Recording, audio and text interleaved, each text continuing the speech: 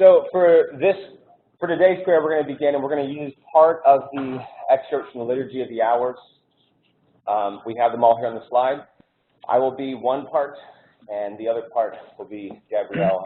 So if we could maybe divide the room from the projector to the left is my side, or to the right, I'm sorry. So this side of the room is my side, this side is Gabriella's side. Does that make sense?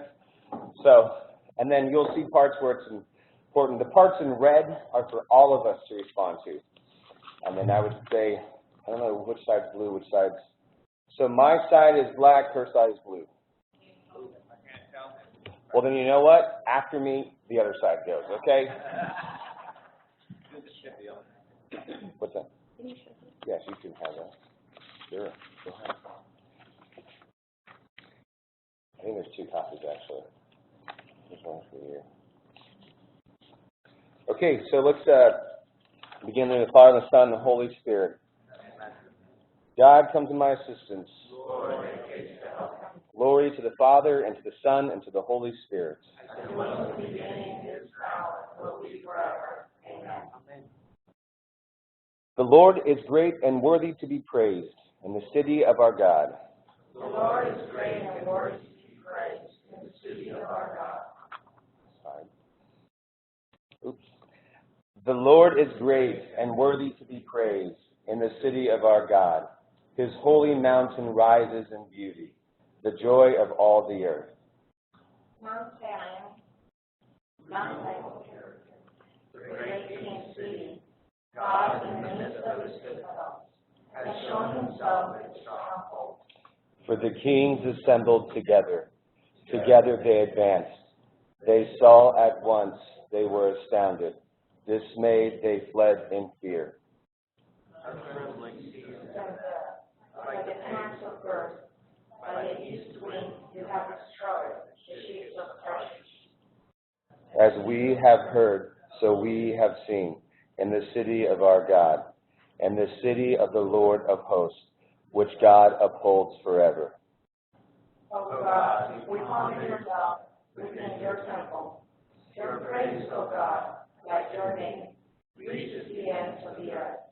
With justice your right hand is filled. Mount Zion rejoices. The people of Judah rejoice at the sight of your judgments. Walk through Zion, walk all around it. Count the number of its towers. Review all its ramparts. Examine its castles. That you may tell the next generation that such is our God forever and always. It is He who leads us. Glory to the Father, and to the Son, and to the Holy Spirit. As it was in the beginning, is now, and will be forever. Amen.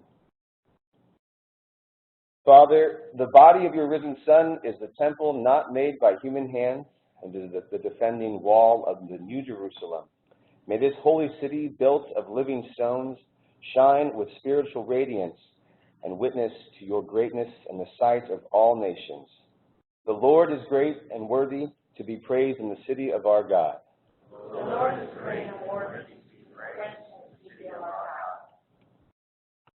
Your light will come, Jerusalem. The Lord will dawn on you in radiant beauty. Your light will come, Jerusalem. The Lord will dawn on you in radiant beauty. You will see his glory within you. The Lord will dawn on you in radiant beauty. Glory to the Father, and to the Son, and to the Holy Spirit. Your light will come, Jerusalem. The Lord will dawn on you in radiant beauty. I'll stand. And all together. Our Father, who art in heaven, hallowed be thy name. Thy kingdom come, thy will be done, on earth as it is in heaven. Give us this day our daily bread, and forgive us our trespasses, as we forgive those who trespass against us. And lead us not into temptation, but deliver us from evil.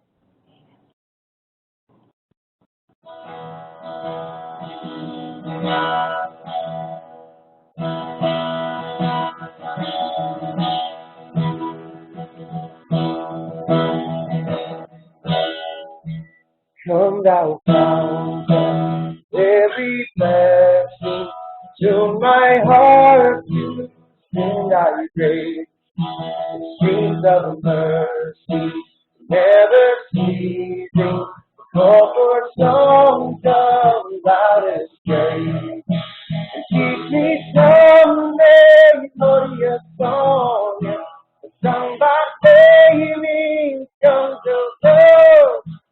Lift the mountain, lift upon it, Mount of thy redeeming love. And here I raise my broken body, here I praise thy guiding hand, and I hold thy displeasure, safety to arrive at home. Jesus brought me when a stranger, wandering far away from God. He to rescue from danger, interposed his precious blood. Oh, to grace how great a debt daily I'm constrained to thee. Let thy goodness, like a friend, find my wandering heart to thee. And prone to wander, Lord, I feel it. And prone to leave the God I love. Here's my heart, take and seal it for thy for love. Here's my heart, oh, take and seal it for thy courts of love. Bishop, I can invite you up here. The Lord be with you. And with your spirit. May Almighty God bless you, the Father, and the Son, and the Holy Spirit. Amen. Let's be seated.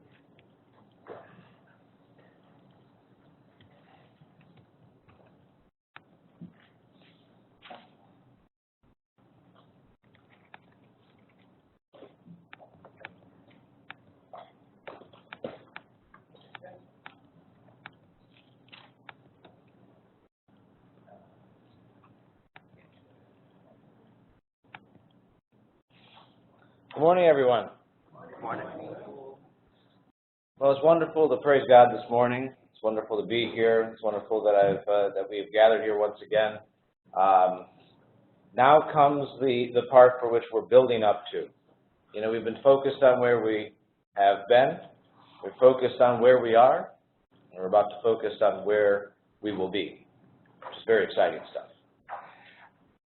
Just some logistics and housekeeping. We'll have some time this morning. We'll do a similar process as we did yesterday, where we'll hear from 3 people. There will be opportunity for table discussions, and I'm glad to see that there's kind of some movement about, which is good. You know, we're meeting some new people, which is fantastic. And then we'll have a large group, and we'll really start to process. Now, in your folders, there is a sheet called Where We're Going. So those are the questions to reflect on.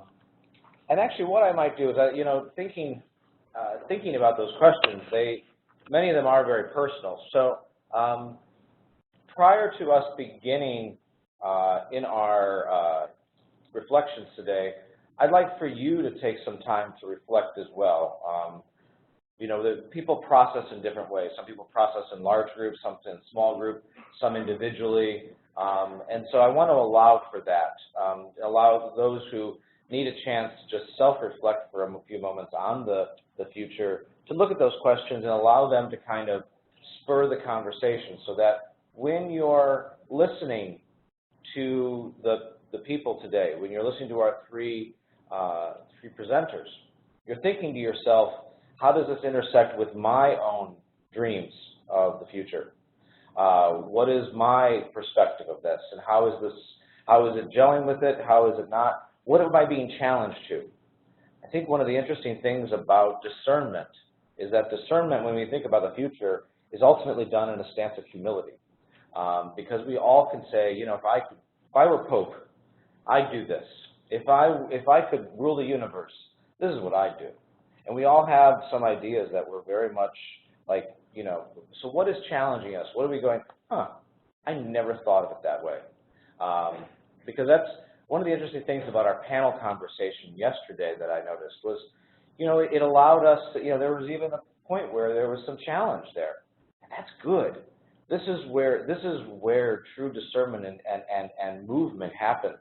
Is because if everyone gets up and you all sit there and we all nod, yep, that's exactly the way it is. This is wonderful. Yep, nothing happens. I'm going to quote Amy here for a moment. Amy has a phrase. As somebody who studies literature, you know that in every story, conflict moves the story forward. Without conflict, every book would be a very boring book. Every story would be so conflict moves it. So if there is that tension inside of you where you sometimes are feeling, wait a minute, I'm uncomfortable with that, pay attention to that. It's very Ignatian to do that, to just reflect on what is it that's stirring inside of me and what is it compelling me to do? Why am I having a visceral reaction? And do I need to examine myself? Maybe this is challenging me. Maybe this is affirming me. Maybe this is, maybe there is a good reason why I'm against it. Maybe there's not a good reason why I'm against it, and I need to just kind of look in that way. So just kind of lay that as the groundwork as we kind of begin today. So I just want to offer a few moments for you to take those sheets out and to reflect on them, and then as a way to begin this morning, the cue for how to move out of that moment is I'll be showing you two more bishops who would like to say hello. So take 5 to 7 minutes to just take some time and reflect on that. It's morning. I know that some of the coffee is just settling in. So, if we need time to kind of let our brains start to percolate, hopefully maybe this can do that for us. So take a few moments, and I'll call us together with the videos.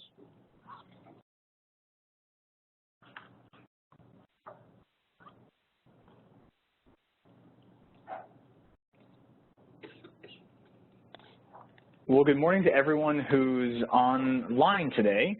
I know some of you were with us yesterday for the discussion, but certainly some new faces, so thanks so much for joining. If you notice, we have the participant section where you can see live video for the day, and hopefully now my live video for the day. I'm Jonathan Lewis. I'm helping to moderate this conversation. I work in the Archdiocese of Washington. You'll also notice the chat feature that some of you are using, so thank you for doing that.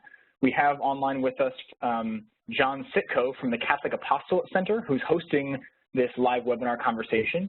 So thanks to John, and he'll be giving us some notes for the day. If all the participants would go on the chat feature and just write your name and what diocese you're from, I think that'd be a really great way for us to start. And then, John, maybe you can throw up those questions that everyone has in their worksheets, or we can type them on. There we go. So if maybe we can just take a minute, like everyone is doing live in San Jose, to reflect upon the 3 questions that you should see on the left side of your screen. So put your name and diocese in the chat feature, and let's take a couple minutes by ourselves to reflect on those to guide our conversations throughout the rest of the day.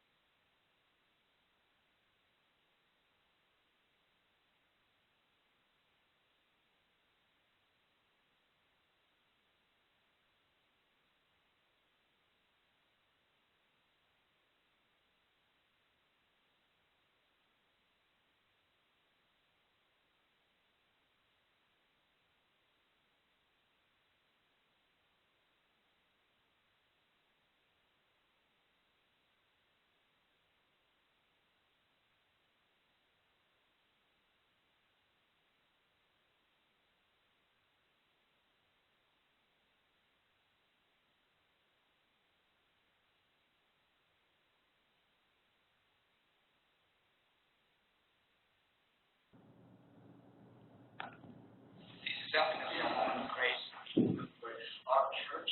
It's great to go out and to be able to reach out all of our missionary disciples. It's time for the church to be missionary. It's always been missionary. We pray and we are very happy to know that our youth and adults are ready to embrace the call and to become missionaries. And that's what the church needs. That's what the church wants. So as we move out to look after our young adults, it brings us great hope to know that the number of our people, our families in our nation are young. And especially those who are of Hispanic descent. We want to challenge them to be able to know their stories and to be able to bring about a new understanding of what it means to be skillful missionaries of our Lord, to be able to bring this good news, knowing gifts that our young adults have, which is actually be open to the Spirit of God, great gifts to be able to share with our church and to make our church lively, and also to be able to make our society a better place where we can all share our common good.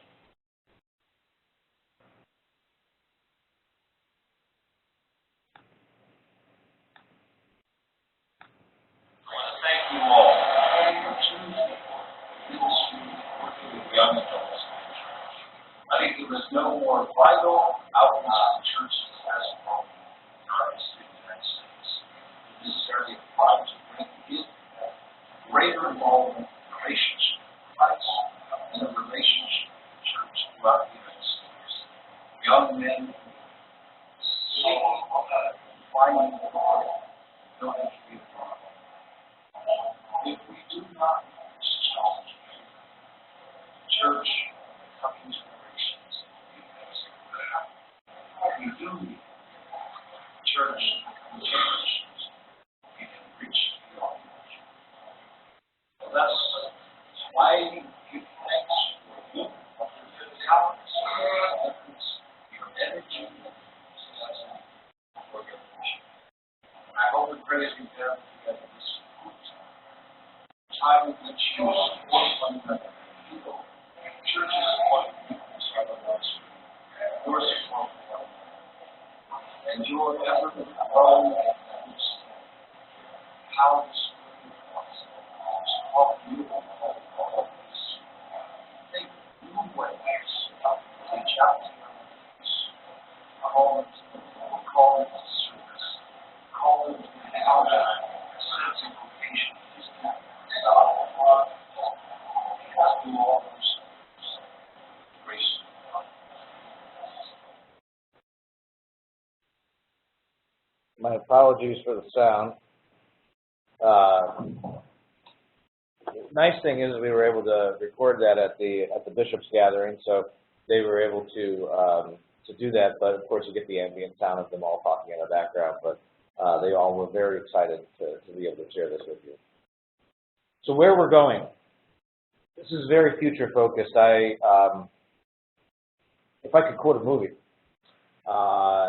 thinking of what Back to the Future Part 3. Your future, Marty, is what you make of it. Our future is not yet written. Future is what you make it, so make it a good one.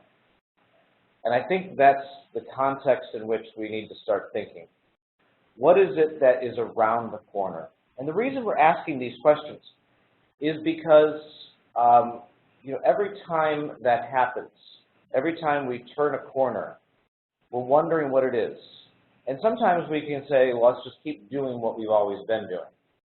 But as some of our panelists have said, as some of our speakers have said, what is currently happening, and it may not necessarily be what needs to continue happening. There may need to be a new type of revolution of sorts. There may be something new to emerge. And so, because in a way, I think Father Cusick pointed out that in 1977, in 1995 and 6, when they were writing the document, the young adults that were coming were, in particular, they were looking for something. But now we live in an age where a lot of the young adults are more or less indifferent. We know the studies that we saw in the present moment. So what does a future look like that we can take what was good from the past, what is good in the present, and continue to the future? And I think that's what we're wrestling with.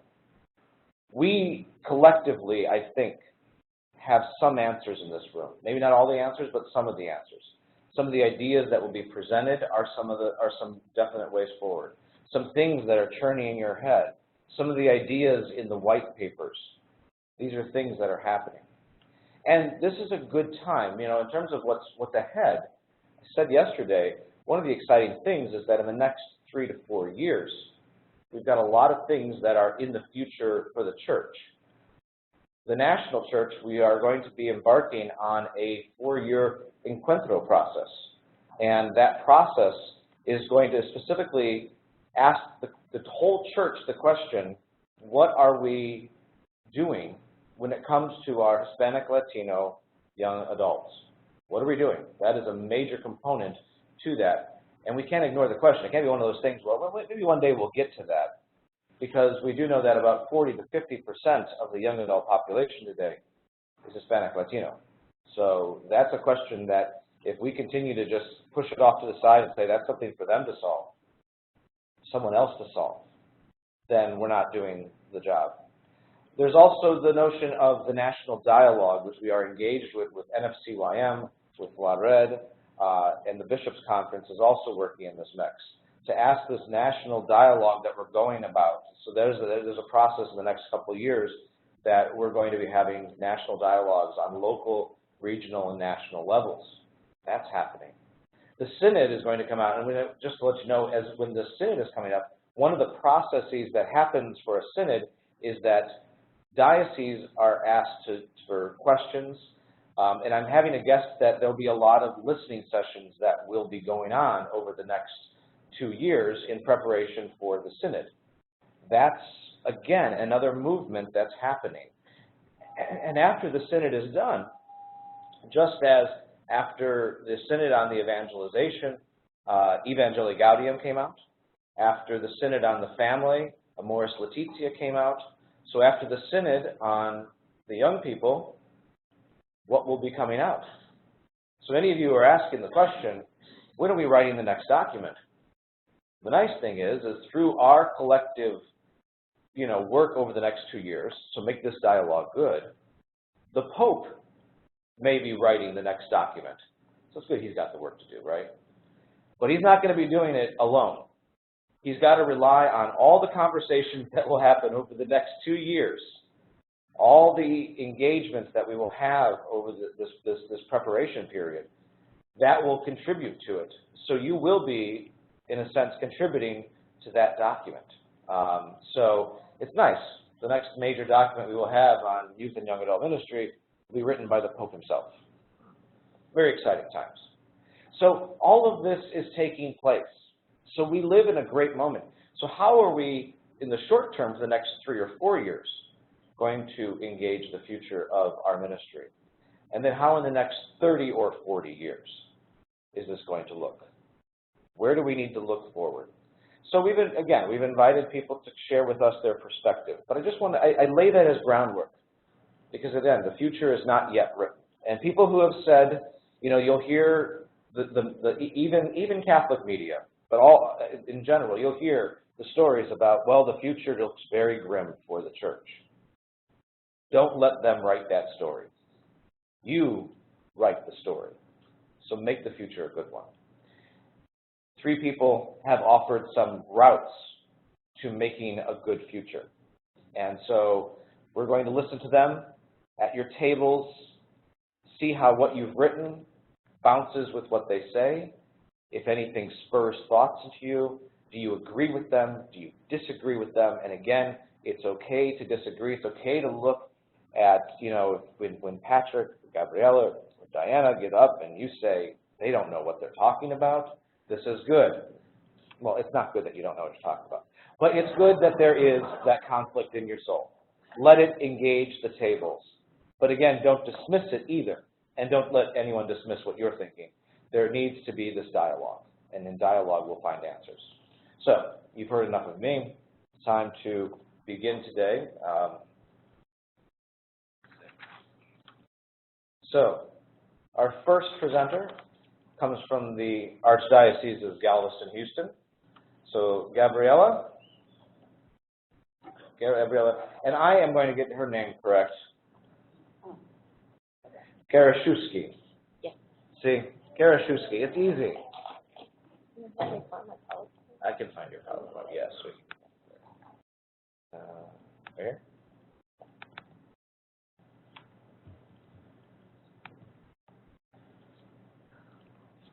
Thank you, Paul. I guess many of us were this last summer in Poland, and one of the things that impacted me the most of being there was to see all those flags, different cultures, and I was amazed in realizing we're here all together for one reason, which is our faith. Our faith brought us together. Pope Francis has been talking a lot about theology of encounter, encountering not only Christ, but encountering Christ in one another, on each other.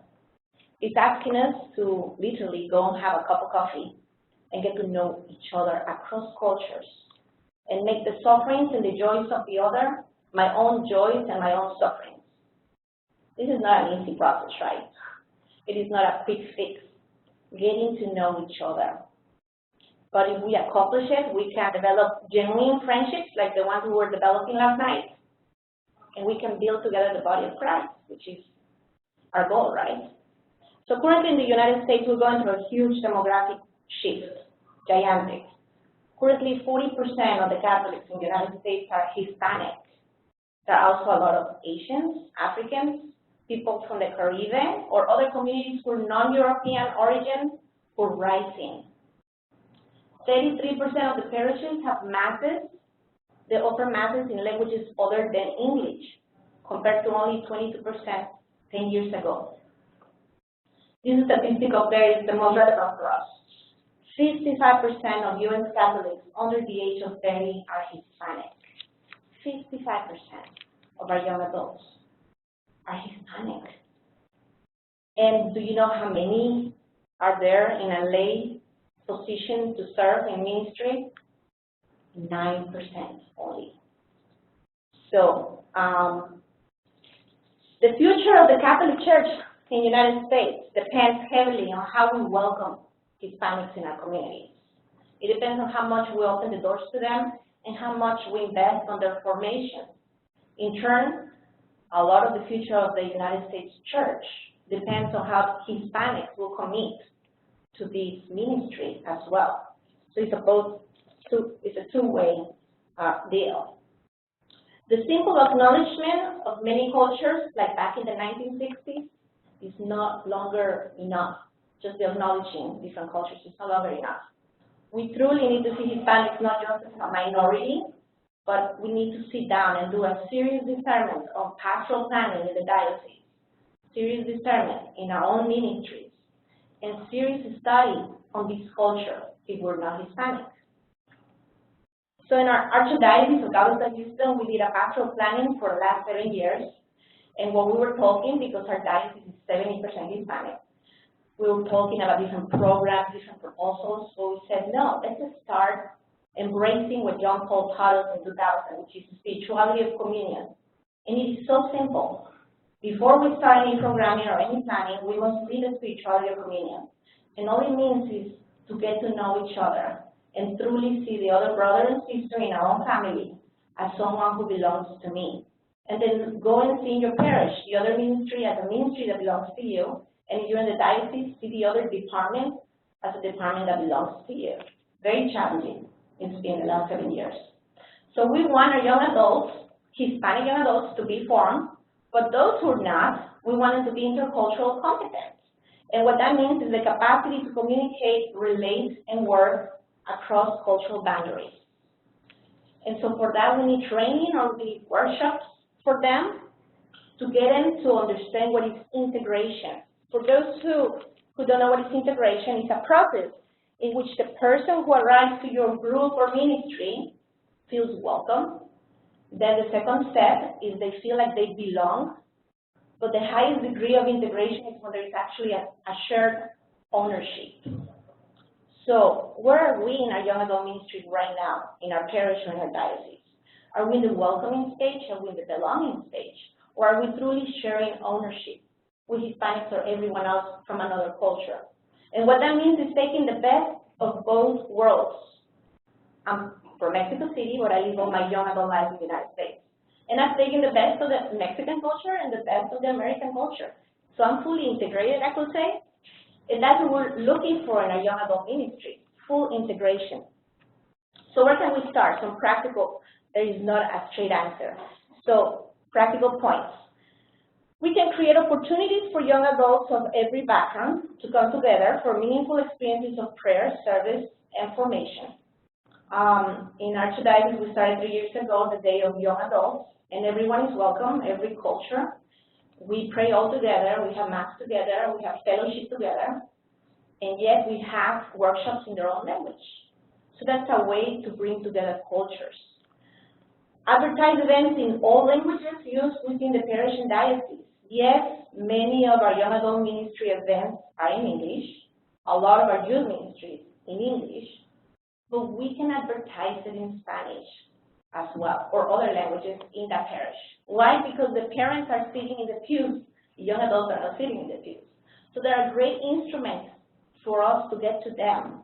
And not only that, but that's the first step to make someone feel welcome. Yes, they were born, 90% of the Hispanic young adults were born in the United States. So they're bilingual and they're bicultural.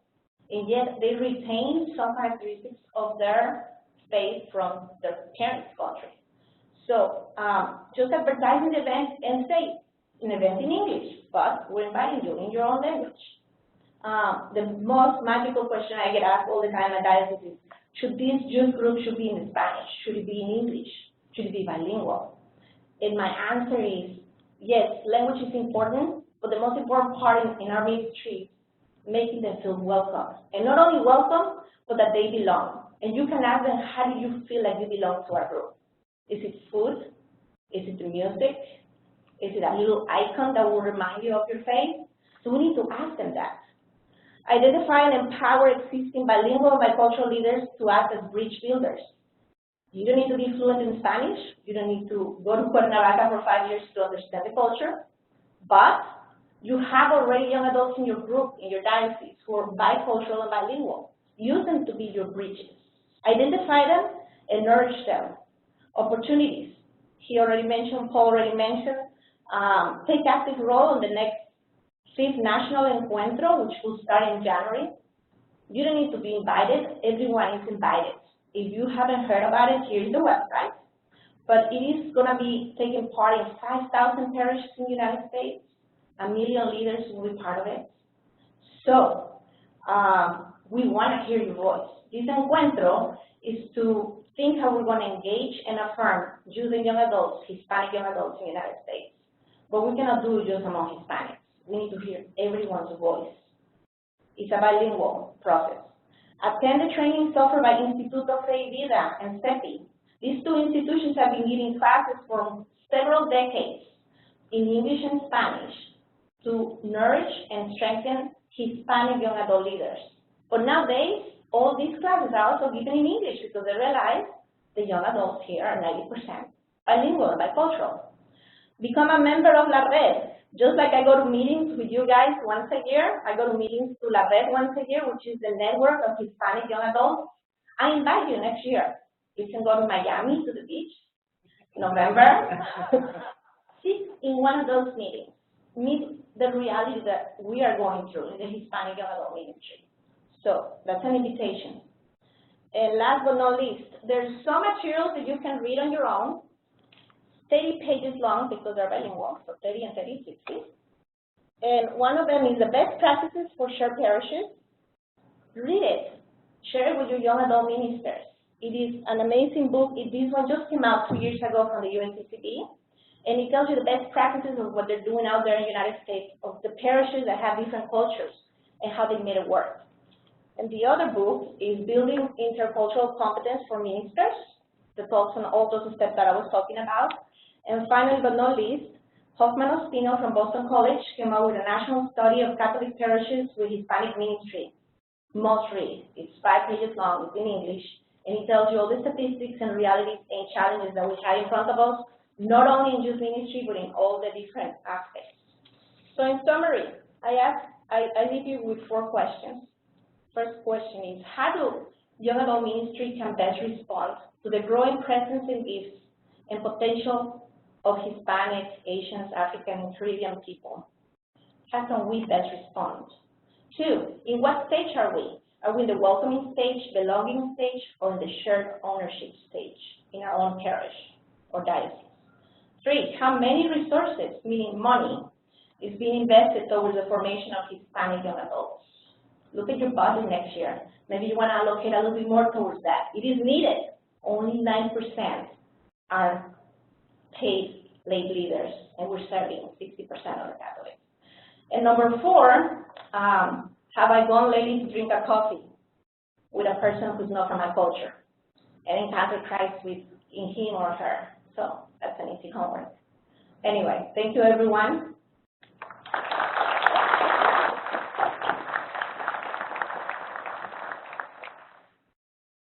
So I invite you to spend the next 10 minutes in conversation. There's a lot of things, so maybe I'll give you a little more. But have a conversation at your table about what you heard. Gabriela gave us some questions to consider, some ideas to consider. So how is this impacting your experience? Spend a few moments at your table in that, and I'll call you together in about 10 or 15.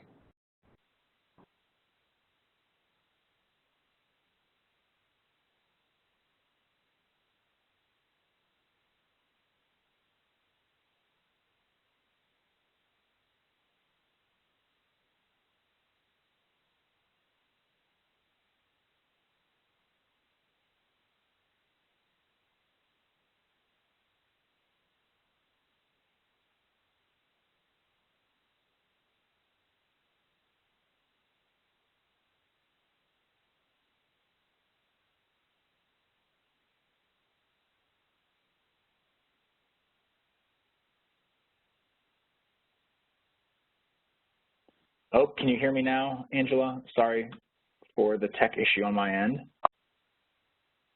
I was welcoming everyone to the online discussion for the webinar hosted by the Catholic Apostolate Center. I'm Jonathan Lewis, the Director of Evangelization and Young Adult Ministry.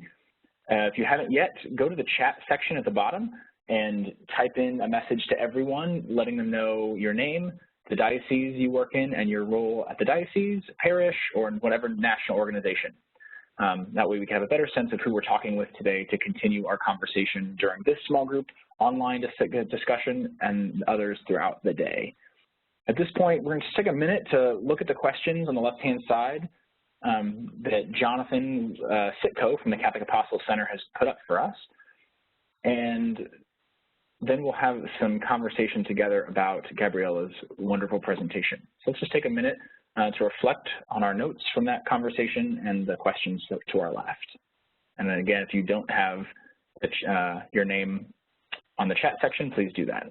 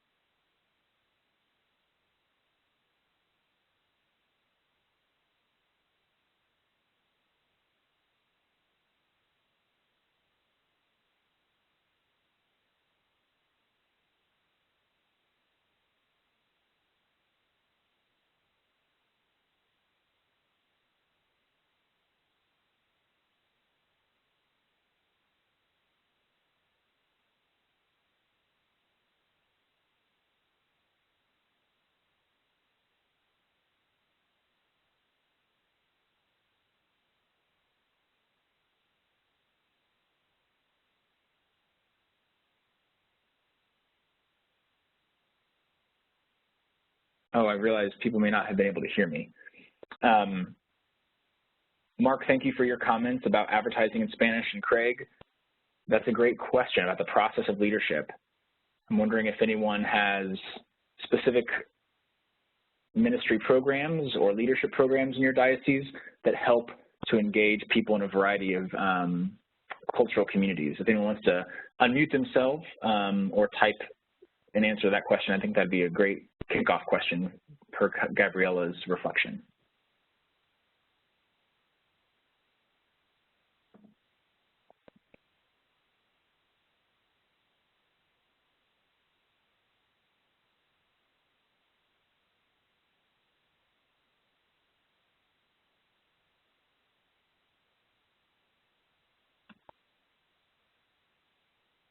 Again, you can unmute yourself by clicking the microphone button underneath the video.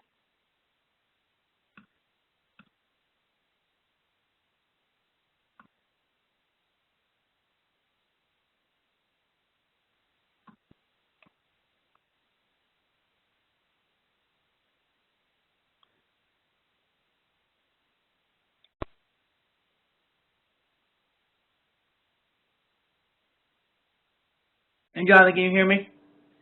I can. Okay. So Mark just added a comment. And this is Craig from Baltimore. Sorry. Thank you, Craig. Yeah. Yeah, I think that's the question is, issue Mark talked about the diocese sent folks to a program in San Antonio and Fayavita. But my question is whether or not folks get stuck. Like if they get stuck going to a particular program and getting some training, but they don't end up in ministry. I think that's one of the big transitions we need to talk about is how do we help people go from moving from just being places of, parish leadership and do some training there, which is fine, but really allowing folks to get the professional training that they need and really the degrees that they need, which means the financing, right, to be able to pursue those degrees, to be able to actually work in our parishes and in our dioceses. I think one of the things we found in Baltimore, even as we tried to hire a coordinator in another office here, was we just didn't have a lot of options. We really wanted to hire, in our hiring, a Hispanic coordinator, but we just did not have a lot of options. And Craig, I would echo that sentiment. We've had a lot of trouble hiring a regional coordinator of youth ministry in the Archdiocese of Washington who's bilingual. And making sure that we don't just want to hire someone who doesn't have that capacity to serve many of our parishes that aren't necessarily Hispanic parishes per se, but really recognizing that almost a third of all of our parishes are intentionally multicultural and serve a variety of people every Sunday, but needing to serve that in a variety of languages as well. And Mark, thank you for your comment. What are those organizational on-ramps to ministry in parishes? Yeah, I think that's a fantastic question. It seems like there's a leadership gap right now among our multicultural communities that falls to diocesan leaders and national organizations to assist.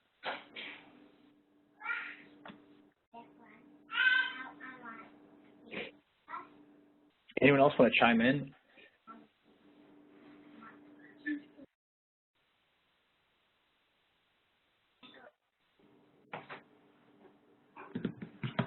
Jonathan, I had a question. Yeah. I'm interested in communities like the Baltimore community, and I don't know how it is in DC. I mean, you're our neighbors, but we're also pretty different. Is our Hispanic community I find is really young.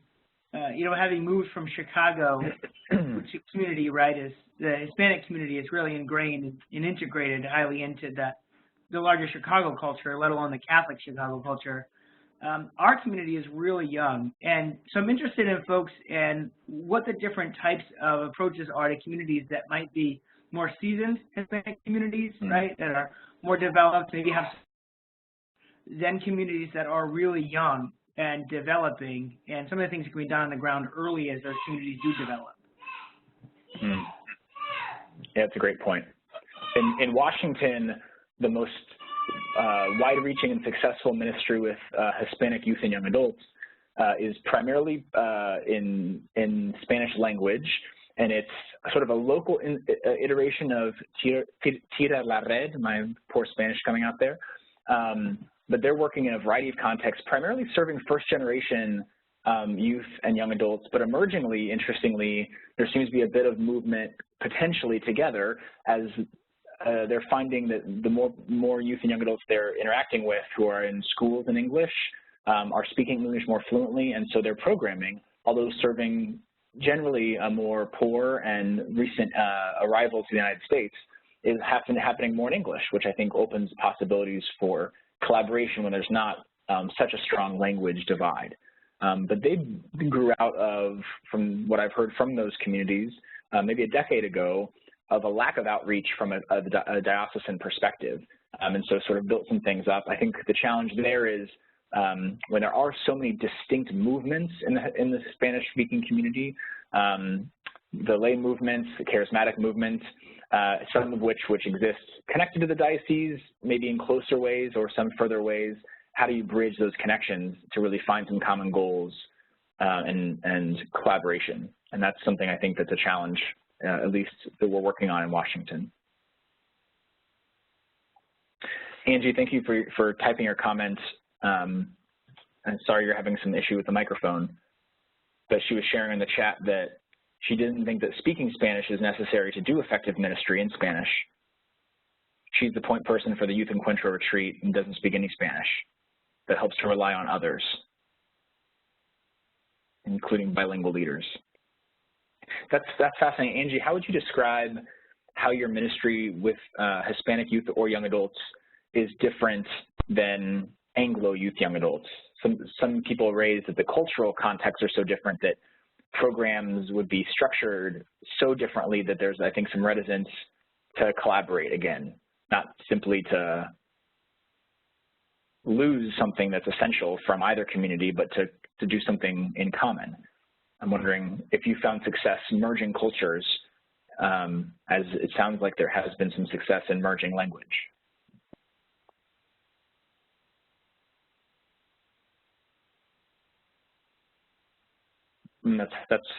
Thank you for typing that. Again, go to the chat function, participants, if you're not able to speak.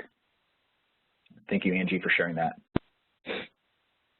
And Edwin, thanks for joining us. Do you have comments in terms of outreach to youth and young adults in a Hispanic context or multicultural setting? Since that's your bailiwick in Seattle, we're really happy to have you.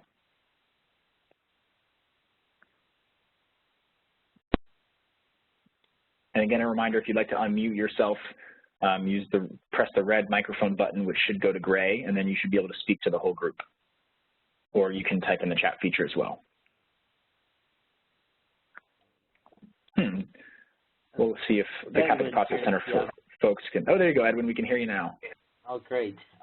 So for anyone having issues with the mic, I realized that there's right on the top on the chat section. There's another one there for setting, and that's what I used and was able to access the mic icon. But going back to the question, so with the Quinto Encuentro, what I realized is that it has provided a great opportunity for Hispanic and non-Hispanic leadership to come together and engage in conversation, and that in itself, I think, has been a blessing for our region. And I'm part of the Quinto Encuentro regional team as well as our archdiocesan one, and I just have so much appreciation for what that process has done at the leadership level in terms of getting us into a conversation. Now, what happens from here, it's still to be seen, but I'm very excited about what I've seen so far. And I would advocate, actually, that for anyone in leadership at any level, diocesan, parish, or regional or national, to try to get ourselves invited into these conversations that are being generated by the Quinto Encuentro, because yes, in some areas I've noticed, and I had the privilege of serving on the board for La Red for a term, and what I've noticed is that in some places our ability to speak or not the language may or may not affect the way we do ministry, because in some parts of the country people are a lot more acculturated, and young adults themselves are a lot more acculturated than in other areas. Here in Seattle, for instance, we have a great deal of first-generation migrant young adults in the Hispanic community, but then we have an increasingly and fast-growing number of youth becoming young adults who are bilingual, bicultural, and something needs to be done with them, and we just have to figure out how to connect with them. But just being in these conversations around the Quinto Encuentro, they have been really helpful to us from the leadership level, and engaging those youth and young adults from both sections, the first generation and second generation young adults. Does that make sense? Thank you. Yeah, thank you, Edwin. I'm curious, because I've noticed something similar in Washington, is that we have communities that serve primarily first generation, and those are distinctive in part because the language is different. But have you seen best practices for connecting first generation and those English? Thank you very much for these second wonderful generation conversations. folks? Maybe that's something we can continue later, or type in the chat room. But I think that's a key to growing our Hispanic outreach by becoming more multicultural together. He's of San Diego. Thank you, everybody. You saw his bishop earlier on the screen. This is Patrick Rivera.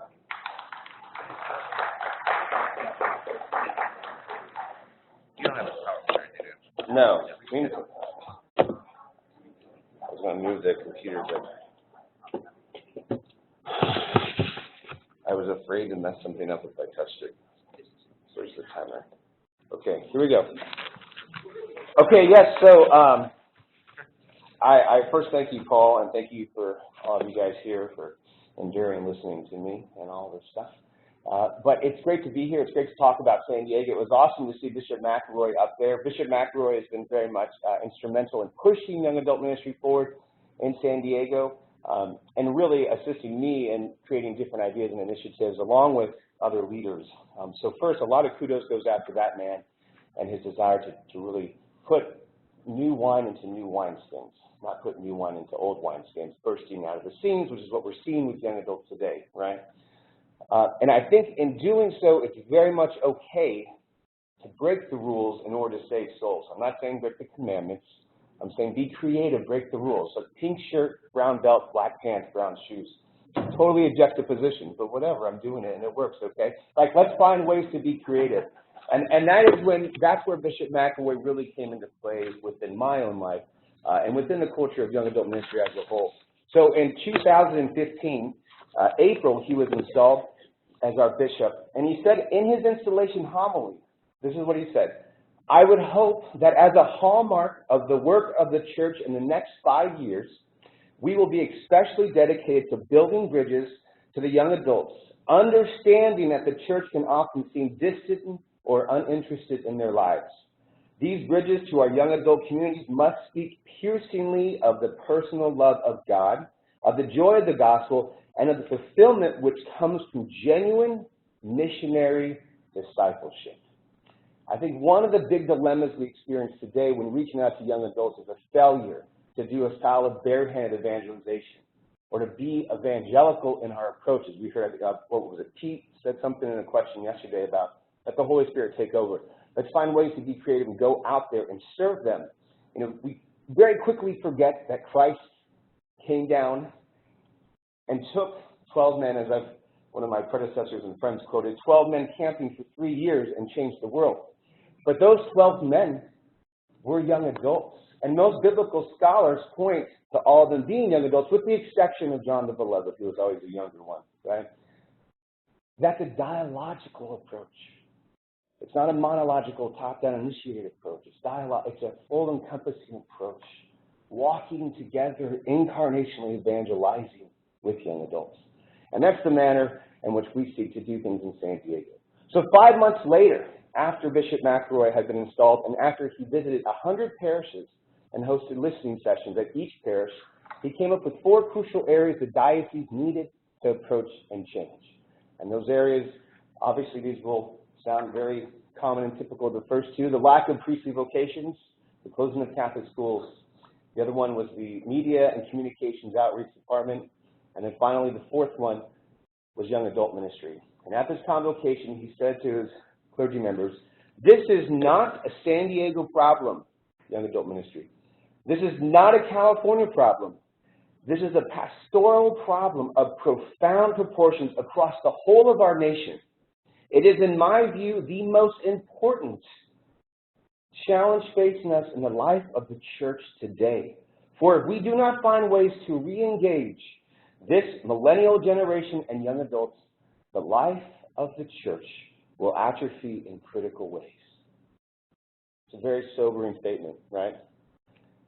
I believe young adult ministry to be the linchpin to resolving not just those areas of concern within my diocese, because I know if we have men that are truly on fire for Christ who will discern priestly vocations, and if they don't, we will have young adults who will desire to send their kids to parochial schools and Catholic schools and be raised and taught by young adults that are teachers and staff members.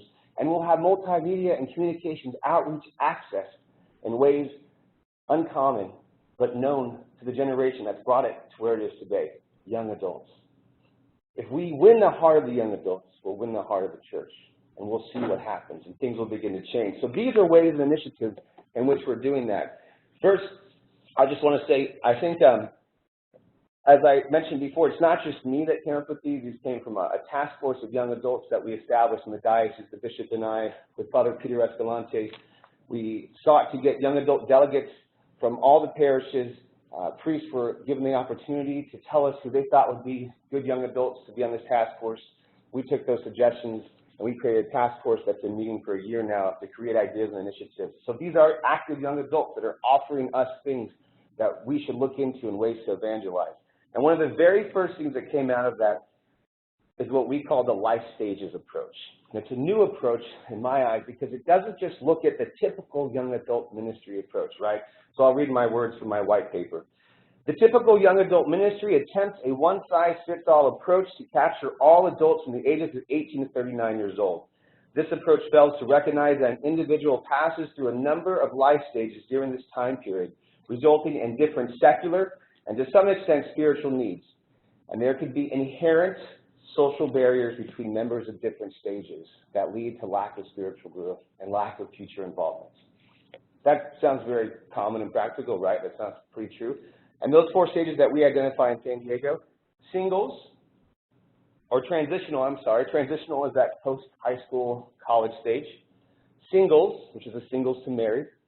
Married is a big one, parenting. I am a father of 4 daughters and I'm married. When I do things with young adults that are single young adults, there's a difference in the way we approach and see the faith and the way we approach the world. I'm thinking about how I have to get home and change diapers and change pee sheets and so forth and deal with my wife who's been in a Disneyland musical all day.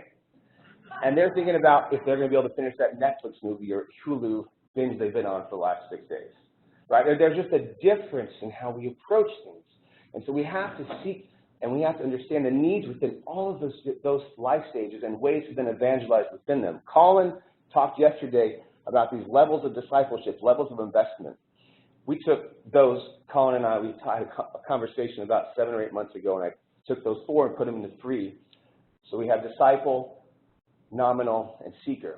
We have an awesome social justice ministry and outreach in San Diego, and I just decided that 4th stage, social services or social seeker sort of stage, service-oriented could just stay with the social justice department. So we have 4 life stages, and then we have 3 levels of investment. Suffice to assume that Jesus Christ did not come to earth to establish a glorified party planning committee, right? So why is it that our events from young adult offices seem to look like that, or at least young adult outreach? It's like, let's do this big event, and then let's throw all these things out there, and then we'll walk away and see what happens. That's kind of pointless. Let's put intentionality behind the things we do. And so that's all of our events that we do from the diocese. They're all categorized in one of those life stages, or it's a big event that involves all of them. And within those life stages, every event that is categorized also is in a level of investment. We have our co-ed retreats and praise and worship nights of adoration for the disciple. We have our theology on tap for the nominals. And we have our big Christmas galas and summer galas, which are more or less wedding without a bride or groom. Last year, our Christmas gala had 350 young adults at the Town and Country Hotel and Resort. So we have these events. That's for like the seeker.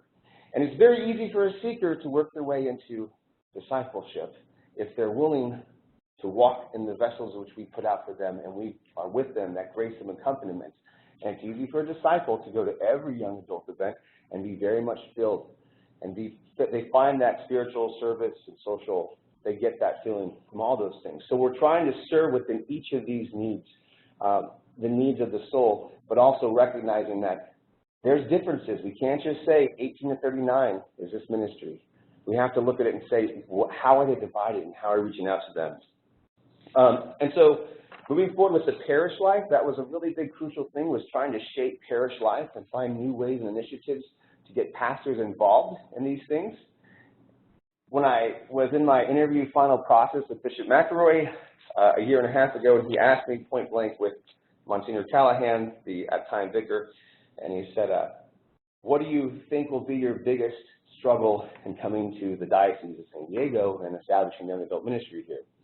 And I thought for a minute, and I'd say this to all the deaneries when I'm meeting with the priests in the deanery meetings.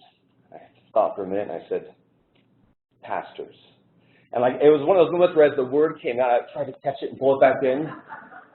And then they looked at me and they said, well, hopefully you'll find the priests in this diocese to be very on board with young adult ministry. And so when I say this at the deanery meetings, I always tell the priests, I say, so it's great to be here with all of you troublemakers. But really there's a perception that we experience in San Diego, which I think can be experienced across the country, in the U.S. here. There's a perceived unreliability of young adults in parish life. Right? I mean, it seems to be that trust issues somewhat aren't there. There's trust issues that remain from previous experiences. The young adult ministry is looked at as an extension curtailed off of youth ministry. These little leaders, the youth ministry has been using a slave labor to do things for them. You know, this is young adult ministry, and then they kind of went off to college and we didn't see them again. And so trying to let the pastors know that young adult ministry is much bigger than that. And it involves not only those young adults that are leaving your confirmation programs and graduating from high school, but those young adults that also are sending their kids to your schools, or those young adults that are the single young adults that are just kind of hanging around waiting for someone to invite them in. And so we seek to find ways to get the pastors to know that young adult ministry is important, because here's the big kicker: spiritual and communal growth is much more in the young adult mind and heart than parish proximity. It's superior. Spiritual growth is superior to parish proximity, and young adults are transient, and they will very quickly go to the next parish. And while that 3 or 4 parish model does somewhat serve the mission of young adult ministry, if that's all it is, it's not serving the question of how are we putting young adults back into the parishes. And so finding ways to get pastors to recognize there's a need is crucial, and that's how we kind of establish a professional aspect by taking the diocese, offering young adult certification through their institute offices, so young adults can be certified in young adult ministry. It adds more gravitas to the ministry, and then by doing that, the pastors validate it, and they see the need for it. Professionalism is then beginning to grow, and if we can get a young adult hired at 10 hours a week at a parish, 15, 20, we have 3 at 30 hours a week. If we could do that, that would be amazing. Because we pay $60,000, however much we pay for positions like youth ministry or faith formation, which are crucial and important. But at the core of it, you're talking about 1 or 2 people and probably 10 volunteers. And some of those volunteers are there because their children are involved in the program. I'm talking about 10 to 15 hours of a part-time position for a young adult that's going to get 20 to 30 young adults that want to be there. That's worth a lot more. So finally, just to close, I want to say there's all this stuff is inside the paper. You guys can read more about it. I'd love to talk some more, but I've already gone way too far over. But in closing, if we want to know what it means to kind of flip the switch on the history that we've seen of this sacramentalizing and catechizing young adults before there's evangelization there, or having them sacramentalized and then seeing if they get evangelized, I think we need to look no further than our parishes. You know, are the young adults in our parishes? Are they in our church parking lots? Are they even active in parish life? Because wherever they are, that's the young adult effect in our parish today. Amen? Thank you.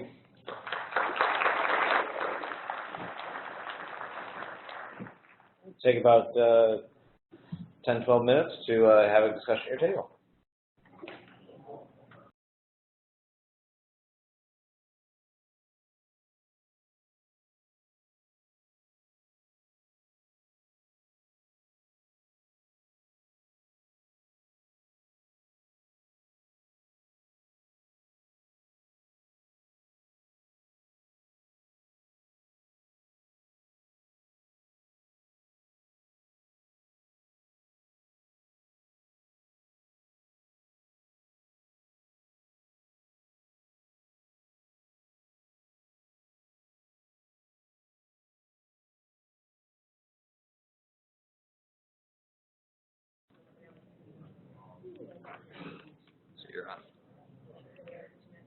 Hello, everybody.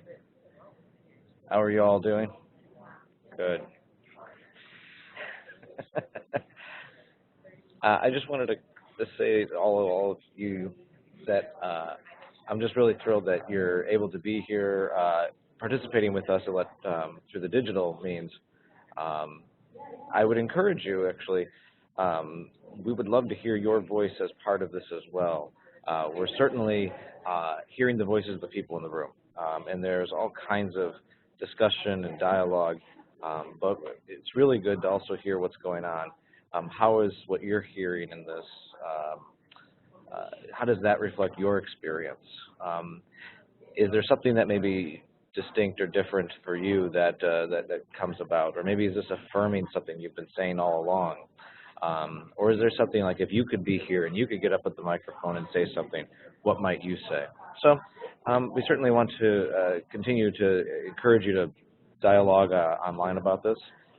We're just grateful that you've kind of taken that risk with us to try to have this bridge between the digital and the live reality. We're experimenting all kinds of times with having to do this, and this might even be something, this process might be something you might consider in your own ministry with young adults, because oftentimes we struggle to bring people together. You know, there's long distances. We know young adults themselves are struggle with the amount of time that they could spare. So this might be even a method by itself might be something you might consider in your own work with young adults. So yeah, just wanted to just let you know that we're thinking of you. You are just as part of this conversation. It's always in my mind that you're here, you're present. The camera is there kind of representing you in this room. And in our large group discussion, I would certainly invite all of you to, through Jonathan, who's helping out here, to certainly dialogue and have a voice in the room during the large group as well. I think the people over here would love to hear your voice. So again, thank you very much. And if anybody has any, oh, sorry. No, you're good. Keep going. If anybody has any questions or has anything that any insight you'd like to offer before that, I'm here for the next few moments. So if you have anything, I'm happy to listen to that or read your comments. Oh, we've got some comments, I see. Okay. All right. Oh, good. Well, yeah, it's true that with the eggs in the basket, you know, yeah, we all are busy people, and that's the thing. Like, we are very much like the audience we're working with, is that busyness is a part of where we're at. We're busy just like they are. So yeah, happy to do this for you.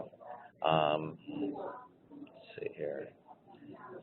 You know, one of the things, if I could kind of dialogue with you a little bit about Patrick's comments, there is this concept that, you know, he was talking about different groups within young adult ministry, and I like the concept of a community of communities as what young adult ministry is.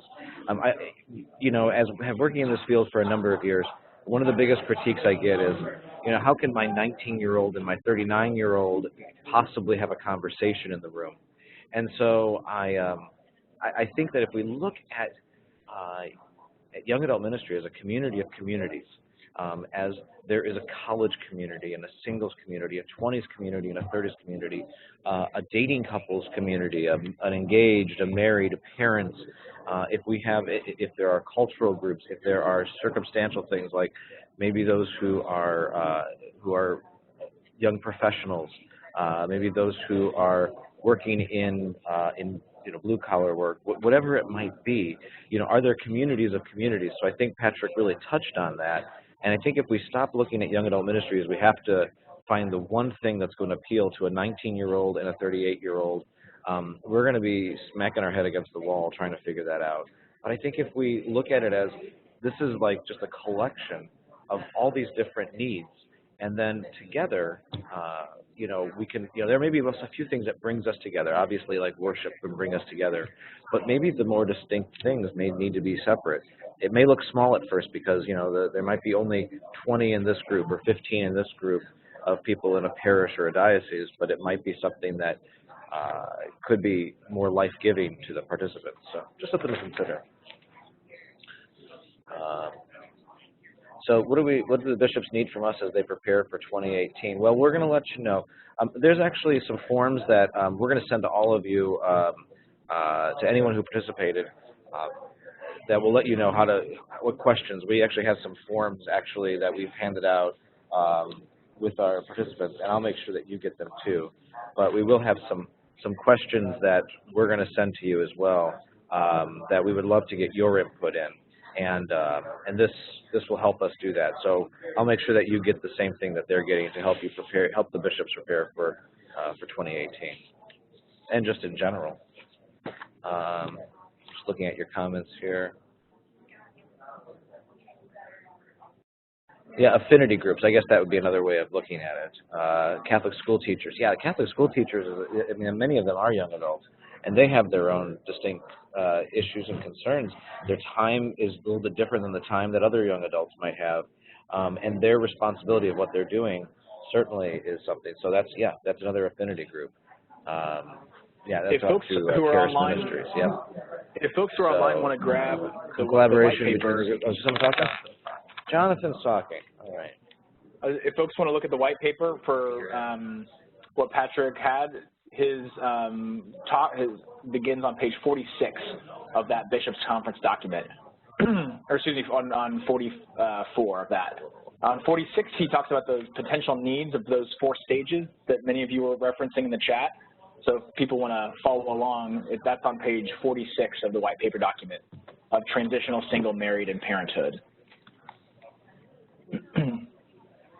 Angie, I like your comment that there can be some collaboration as well. And Mark, about the community of communities that Paul mentioned, makes a lot of sense. Also, I'll share one thing in Washington, because there are such different needs.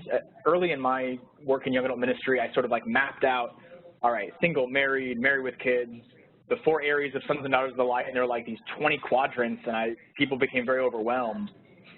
What I've seen is that most parishes in our diocese just don't have the resources to comprehensively reach a variety of people. So one is encouraging people to start with who you got in terms of the most likely group. But the second piece is we've shifted most of our young adult ministry to collaborate regionally, recognizing that when 5 or 6 or 7 parishes within a normal region that people drive around in or live in work together, you can have a diversity of different community of communities. And so we've tried to really launch those age-specific or issue-specific small groups in a variety of communities. So there's space for married couples to have opportunities together, for community college students right out of youth ministry programs to gather together, but to share in common, as Angie pointed out, maybe some spiritual-based programs or service-based programs.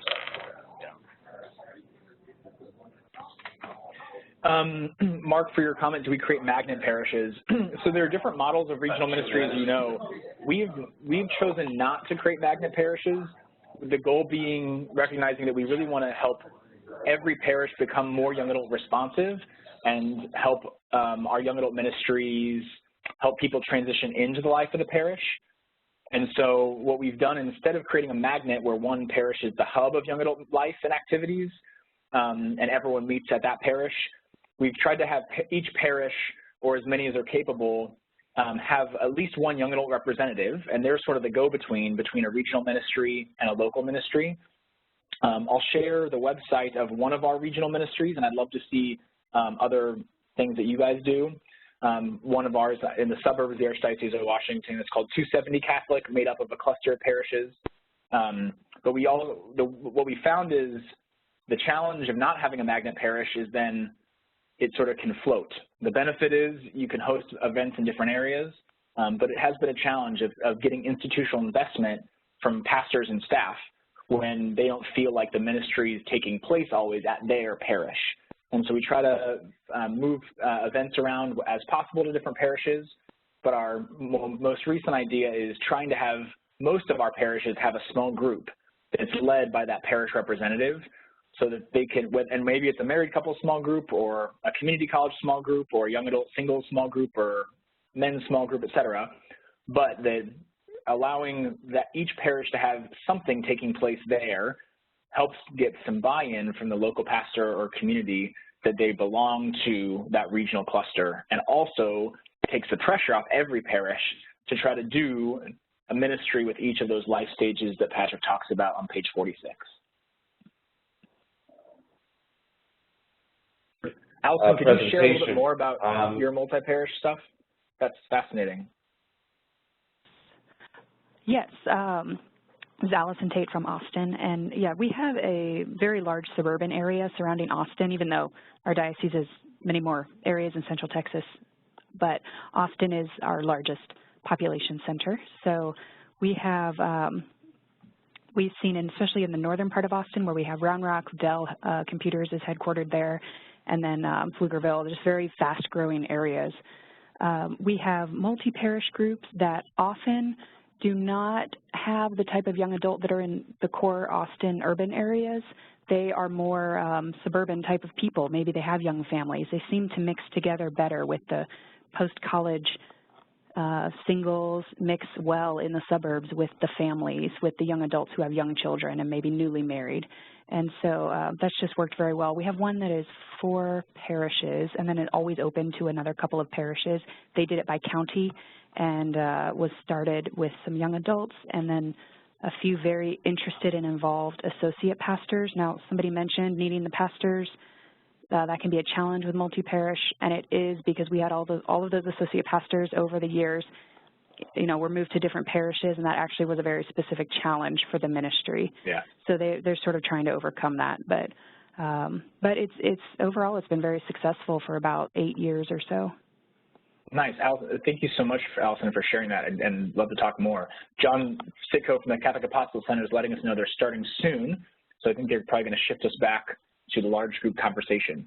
But if you want to continue to chat, I'd love to see, Allison, if you've got a website that has some of that information on it, or if you want to keep having some conversations back and forth here before that begins. I'm really appreciating all of your thoughts, so thank you. And thank you, Edwin, for your comment about socioeconomic challenges or distinctions as well. It's a great point.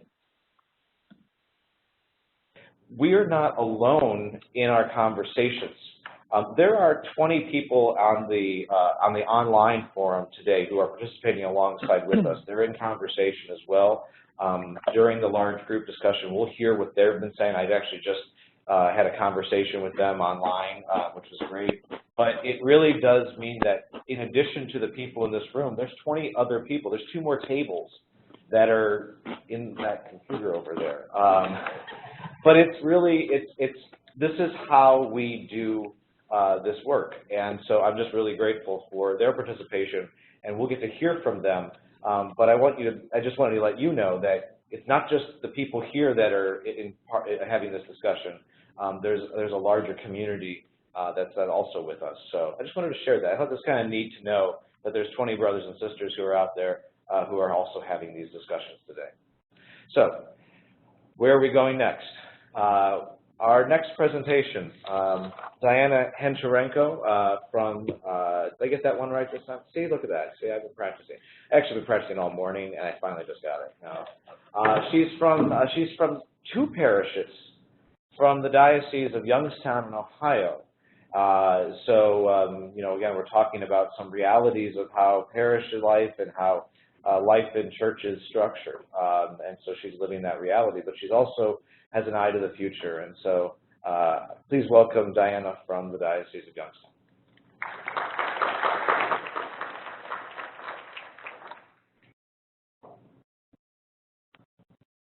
Well, good morning, and thank you for listening. So the title of my white paper is A Call to Conversation, and we typically think of conversation as a mostly equal exchange of talking and listening. But for the sake of this particular moment and kind of going forward a little bit, I want to tip the scales of how we would normally think about conversation. Humor the oxymoron, but I really want to talk about listening. I want to talk about what it means to focus on the listening aspect of the conversation and to do that well and letting that be the primary intention of meeting with someone. Listening and one-on-one conversation must be included in the future of young adult ministry. We've heard many calls from Pope Francis to create a listening church, and actually in the Nuncio's address that was included with the white papers, he really hits on that as well, that young people want to be heard, and that's absolutely my experience too. And Pope Francis really reminds us that listening and being present to one another is one of the greatest acts of compassion and care. It can help personalize God's love for those we encounter. Relationships bring people to God's love, and this has been my experience in this process. In my white paper, I described the process we are using at my two parishes that I work at in Youngstown, Ohio, to engage fallen away Catholics in a gentle and respectful conversation about their reasons why. My journey to starting the conversation with young adults came about over time. It came from the combinations that we've been talking about this whole time. Numbers were kind of stagnant in terms of some of our events, and also reading all of the statistics and experiencing all of the shortfalls of young adults in the Catholic community. And I was trying to make sense of all of this. And every time I took it to prayer, every time that I was really thinking about it, the question that kept popping into my mind was why? And I've never been satisfied with just blaming society and culture. I understand that those are two big elements that we have to think about and two big elements that we have to contend with. But it's been my experience that young adults have reasons that are more personal than that. So my mind turned to this. What if these stagnant numbers and dropping statistics were seen as an opportunity instead of more bad news? What if we use these numbers, if, fallen away Catholics especially, or ones that are disengaged, young adults, if these numbers are correct, they're all around us, what if we use this as an opportunity to talk to them? What if we use this as something more than just dividing the us versus them, those who get it versus those who don't? Why not reach out and ask some of these burning questions and really hear about and listen to what's happening? So I shared my thoughts with one of my pastors. Yes, two parishes, two pastors. It gets a little crazy, but it's good. He reminded me that it's fine to ask the questions, but if I was going to take this out to young adults who had fallen away, I also had to be prepared for the answers, and not perhaps in the way that you would think in terms of, reading my catechism again or doing things like that. I had to be prepared for just being with them, and this terrified me. I had no idea what I would encounter when I would talk to them or what I would even really be able to do with the information. But the more I took it to prayer, the more I realized that this had to be the next step for us. And this was an instance where I felt the fear, I saw the unknown, and I did it anyway. Immediately, my mind went to arguments and hostility, and I'm not a confrontational person, so that's part of what terrified me. But I found that that's actually not what I've had to worry about. Even the conversations I thought that could be angry or tense haven't been. And I believe that this is a direct result in the way that I approach the conversation. I'm very intentional about approaching them out of a spirit of curiosity and care, as opposed to judgment or hostility or fixing. I don't go in there with the intention of fixing them. I ask the questions and make room for their answers. I let them do the vast majority of the talking. My job in these moments is to be as supportive and as empathetic as possible and create a space of trust, care, and interest in them as a representative of the church. So what have I heard from listening to young adults? The most common perception among young adults I have listened to has been that they feel that they are too broken to be accepted by the church. In fact, most young adults I talk with are shocked that they're even having the conversation with me. that someone actually wants to know and even cares about their experience in the church. Many of them do not believe that they are missed. Many of them do not believe that they are wanted. Instead, many of them feel judged. Actually, in the data that I've collected so far, every single person has expressed judgment as a barrier. They don't feel that they measure up. They don't feel that they meet a perceived standard of a church person. I hear time and again, but what young adults do want is the space to journey and not have it all together right away. I can tell you also that this issue of not feeling worthy is what underpins a lot of the other, a lot of the other issues that we're experiencing and perceiving, because people display this feeling of unworthiness differently. It can take the form of anger. It can take the form of apathy, of snarkiness and sarcasm, of being defensive and defiant, the heightened awareness of feeling judged. Think of any negative emotion or outlet. The root cause most likely is people who are hurt or feeling that they don't belong. I feel their pain in many cases, and I get where they could feel lost, disconnected, or even rejected. And it's hard and it's uncomfortable to listen to all of this, but it is necessary. This also is not a quick fix. Conversation and listening is not a silver bullet approach to magically bring everyone back in an instant, but it is designed to help open paths, build trust, and defy some of the stereotypes on both sides. If we are open to listening, it shows that we have things that we still need to learn, and people can really pick up on that. Author and speaker Stephen Covey says, our biggest communication problem is we do not listen to understand. We listen to reply. And I have seen and heard this so many times in the church. We want to be the ones doing the fixing instead of making room for the Holy Spirit to do its job. This type of listening and conversation does not include fixing the person on the spot with unsolicited advice, being able to quote the perfect and appropriate passage from Scripture, remembering exactly what the Catechism says, or telling them that their feelings or excuses for not participating in the church are nothing and they need to get over it. And I had someone tell me that someone told them that. In fact, it is unreasonable for us to expect that we could have the perfect response to cause an instant conversion. Instead, we are called to love and walk with each other through the journey and make room for the Holy Spirit to move as it will. You may be wondering if this initial step of listening is enough, because I had the same question.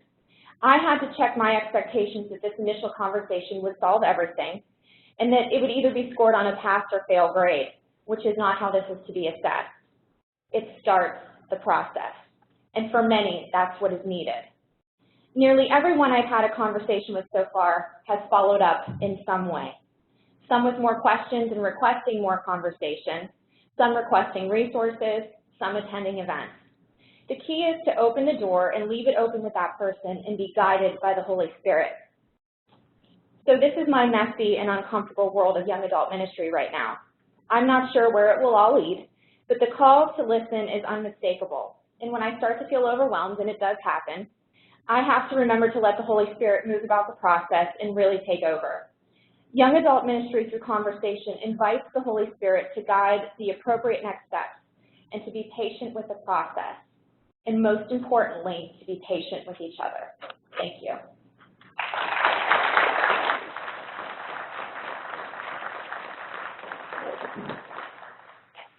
So again, take a few moments at your table to discuss what you've heard, where you affirm, what challenges you, where we're going next.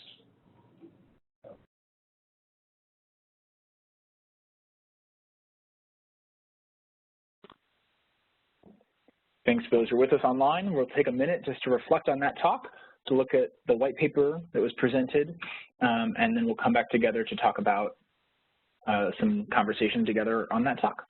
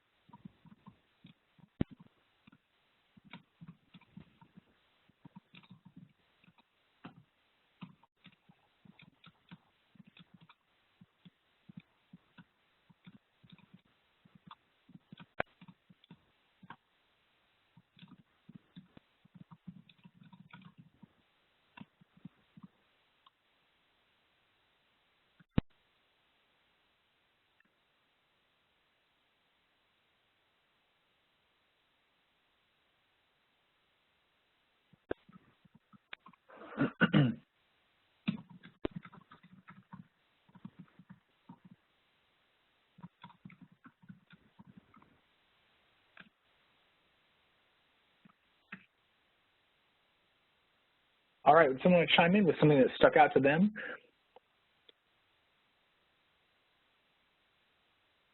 On the topic of listening within young adult ministry. And again, her white paper, Diana's white paper starts on page 50 and onward.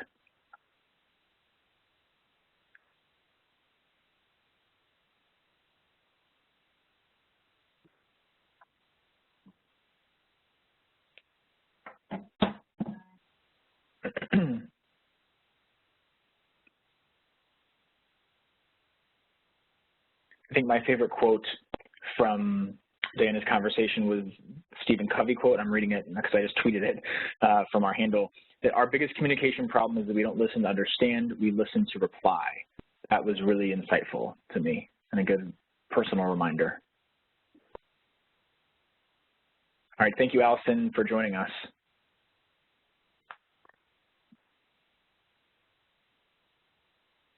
Yeah, Angela commenting on the need to be pastoral within young adult ministry as reflected in Diana's talk. Yeah, I think that's true as well. I think that there perhaps is a preferential option for listening to young adults in specific because young adults will move with their feet. Too often, I think one challenge we have in ministry is that we don't have a good sense of what's not working because people would simply leave. And if you have a mortgage and your kids are in a school, you're more likely to make your opinion known because you want to be a part of the change because you're invested in the community. But a young adult who is in school or in transition may simply just walk away instead of really having the opportunity to be heard in a way that could cause growth and change in a particular church community as well. And I think we're missing that perspective. Not just the joy and energy and enthusiasm of young adults, but a true ear of listening to their story. Mary, thank you for your comment as well, that she liked the comment that young adults don't feel heard or valued and feel judged walking into a community. Yeah, I agree with that. And Brian, yeah, I echo that comment as well, that people often feel judged or afraid when they disagree with the church teaching. And as Paul mentioned yesterday, we set up people for failure because people have an 8th grade understanding at best because of confirmation of their faith without providing them low barrier ways to engage and ask questions, not just to be heard, but to hear what the church teaches.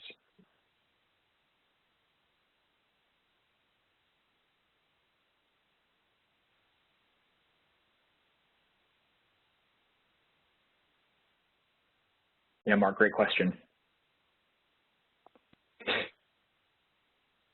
And listening requires a response. So I think part of the challenge that I'm hearing, and Mark, maybe you're speaking to, is if we don't have mechanisms in place to follow up with people, listening can be often more hurtful if people ask for something and we can't provide it. Probably doesn't mean we shouldn't listen, but have to do it in a strategic way and it matches our capacity to listen well and not get people's expectations up to then hurt them.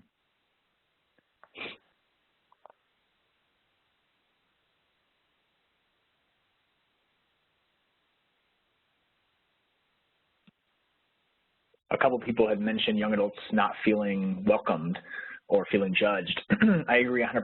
The analogy I use when talking to priests about this, because people who are on the inside always think, oh, we're a very welcoming church, or yeah, of course we welcome new people, but they don't have a sense of that young adults don't walk into the church at 0. They walk into the church like at a negative number. They start off feeling unwelcome through no fault of the church sometimes. It's cultural, it's personal, it's historical, but the church has to be gratuitous in helping meet that need. That for many of our young adults, I think that going to church, especially on a Sunday morning for a 20-something, is similar to a 70-year-old priest going to Chuck E. Cheese every Sunday night at midnight.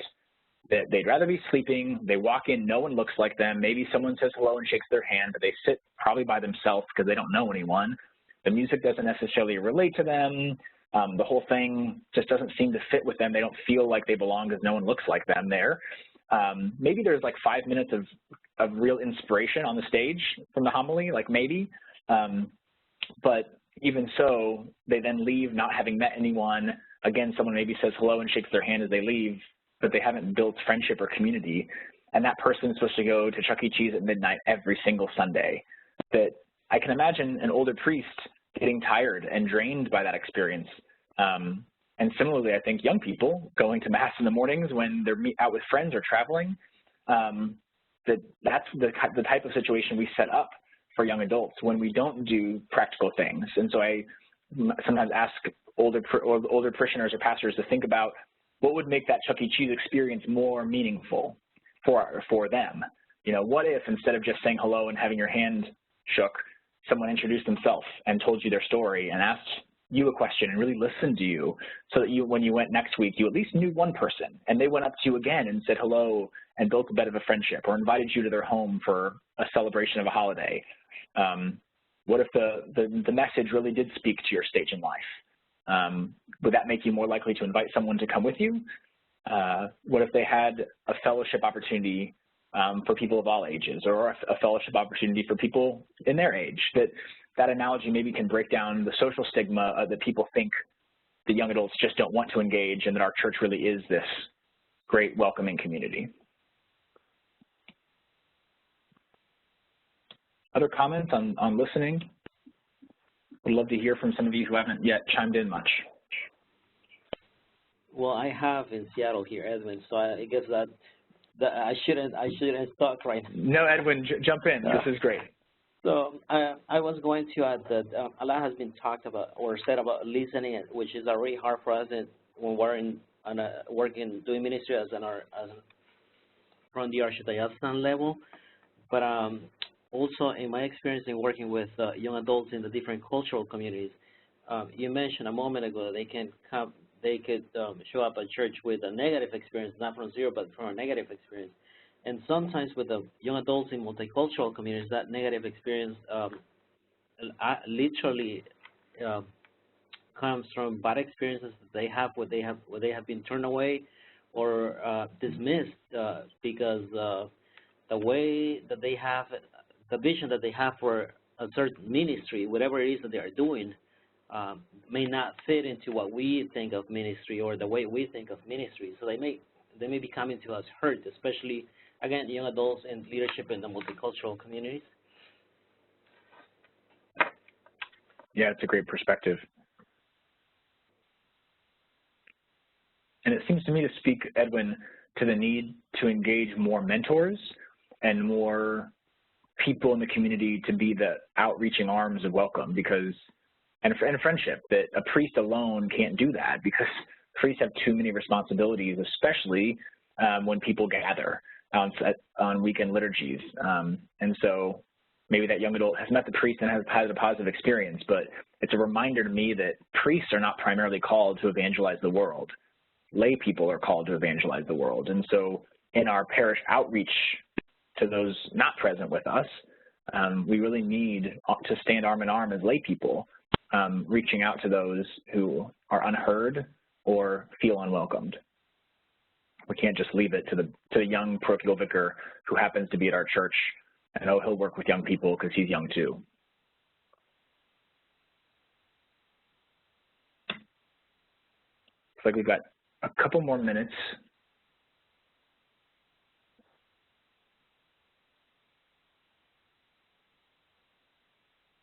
And looking at the schedule, John, correct me if I'm wrong, but this is our last small group conversation. There'll be some time after this, and we'll break off from our discussion to listen into the large group conversation, as well as then they have a break in San Jose and some closing thoughts. So everyone's welcome to stay online through what is 11:45 and about noon Pacific time, or 3 o'clock Eastern, for some conversation led by Paul Jarzembowski, a reflection by Bishop Caggiano, but this last minute or so is our last small group time together. So would love any last thoughts people have, but certainly want to thank all of you for joining our conversation. I've enjoyed meeting some of you for the first time digitally and hope to engage more in the future. I just wanted Jonathan to mention a couple of things. If anyone, as Paul mentioned in the last break, had any comments in the this next large group session, to please comment or respond via phone, and I can relay that to the larger group for discussion. The other thing is at 11 a.m. Pacific time or 2 p.m. Eastern time, it'll switch to a different WebEx meeting room for the closing thoughts and the next steps and opportunities. That'll take about an hour, and that'll be with Bishop Caggiano, with the writer, Dr. $7 of Light, and will be about an hour long. And after that, that'll be the close of the pre-conference here. So just wanted to relay that to everybody. Great having you guys digitally on this, and have a good day if you guys don't continue on with us. Thank you, John. Edwin, Katie, Mark, Mary, Nicole, Sister, Kateri, any last thoughts you guys have? Want to type or unmute yourself?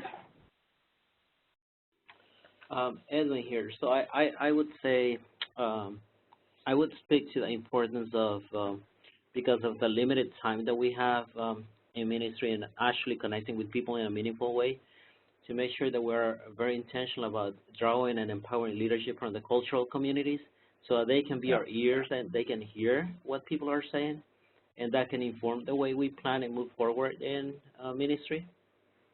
And that would be it. Thank you, Edwin. I appreciate it. That's a great closing comment.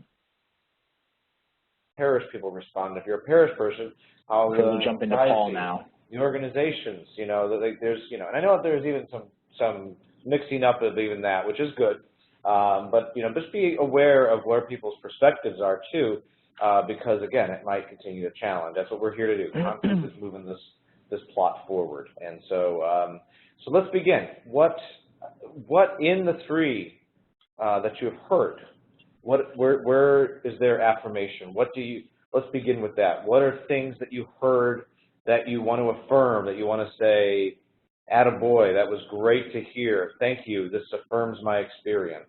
Let's start with that. Yeah, please.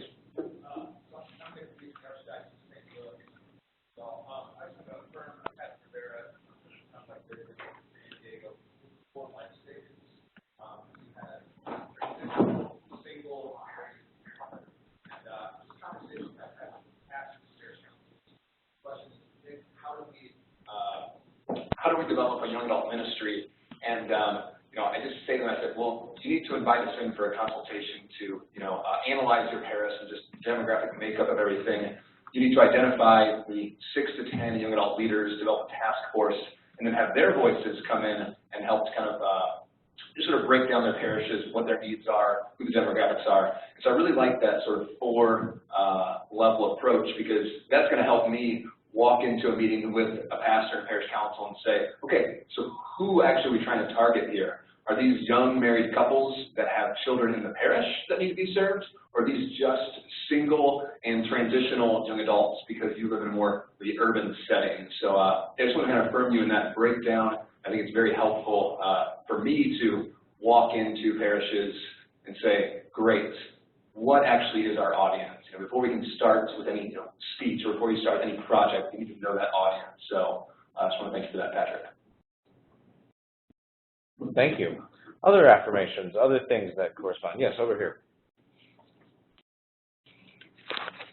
Thank you very much. My name is Michael, I'm the Diocese Prophet. I think one of the things, particularly today, and then actually I'll extend it to all of the contributions, one of the things that has struck me is how the different principles and the different experiences that people are talking about are beautifully illustrated in the life of Christ.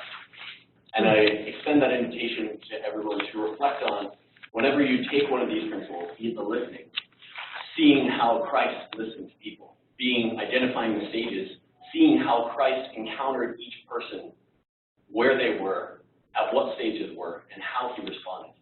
And it's very beautiful to see kind of a unifying vision in the life and ministry of Christ, how he takes all of these things from the accompaniment to to journeying with people, from working with people one-on-one to small groups to large groups, and kind of beautifully displayed in the Gospels that what we are living and experiencing is a continuation of the life and ministry of Jesus Christ. I'm sorry, just share one thing you shared at the table about that multicultural. As well, that Jesus Christ himself lived in a minority, in a multicultural environment, with multiple languages. Latin, Greek, Aramaic. He was part of the Roman Empire, which was a total pluralistic society. And so from the very beginning of our church and mission, we have been called to a multicultural evangelization and to go out and baptize people of all nations. So it's beautiful to see that whole spread there in the life of Christ, and to confirm that it's beautiful to hear your experiences of Christ in your life, and like the apostles in the upper room who gathered before Pentecost, sharing and remembering, and then going forth with that unity of vision in the person of Jesus Christ to go and make disciples. Thank you.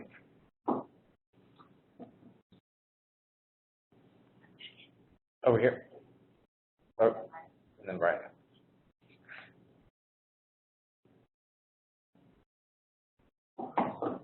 We talked about kind of the complexity of the question of young adult ministry, and moving forward, the complexity means that we need a complex answer. And then another thing we talked about was kind of worry about how to connect young adults back into the parish, but sometimes worry at the parish level that some of these movements that are on fire are taking the young adults away, and trying to explain to the formal structure of the church that no, these movements are only going to bring stronger young adults to your parish. So my question to the diocesan leaders are, how much are you tapping into the lay movements to help you in your ministries? Because I'm sitting next to a wonderful woman who is part of youth teams of Our Lady, who also has teams of Our Lady, who do specific ministries to married couples, to young singles, and they would be happy to come in and do some of that ministry. So how much are we sharing resources? If there's not enough money to go around, let's tie into resources. I'm lucky to have Sarah Rodriguez from Toronto who works for the diocesan office, and we work really closely to try and meet resources, but I'm also very aware that we mostly serve single transitional young adults. We're not formally in our diocese doing a lot of marriage, ministry to young adult marrieds or young adult families. Thank you.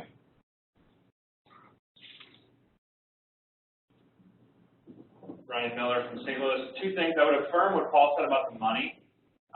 If you believe in it, you can fund it. You just got to be creative and go out and make asks and things like that. And then two, Danielle and I talked about this yesterday too. I think one of my worries with Hispanic ministry, especially in the terms of young adults, is that young adult ministry is always good at getting the low-hanging fruit in the door, people who want to be at a Galaxy on Tap or at a Catholic program. And my concern moving forward is that we just turn our attention to the next big target of low-hanging fruit, and that they're right there, they're culturally sensitive and wanting to be there. But if we don't do something different with them, if we don't engage them with the gospel message, with Jesus, and really help our parishes become a place where they fit and are welcoming, then in a generation they're going to be in the same spot where the rest of our young adults have been, which is gone. So something to think about. And Brian is moving a little bit into kind of the secondary question I was going to have, although if you want to continue to affirm, that's great.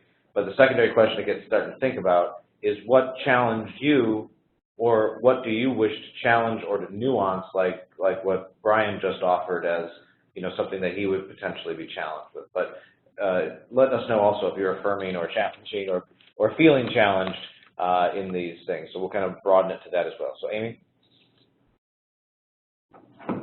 I just have two things. One, I want to affirm Diane. And one of the things that she said in that young adults, they want that space to journey, and they need validation that it's okay to be a mess.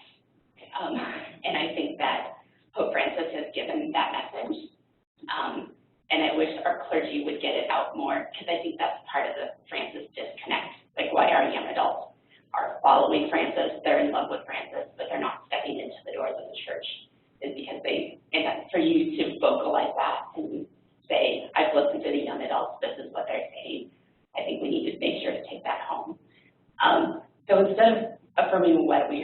I want to affirm something we didn't hear.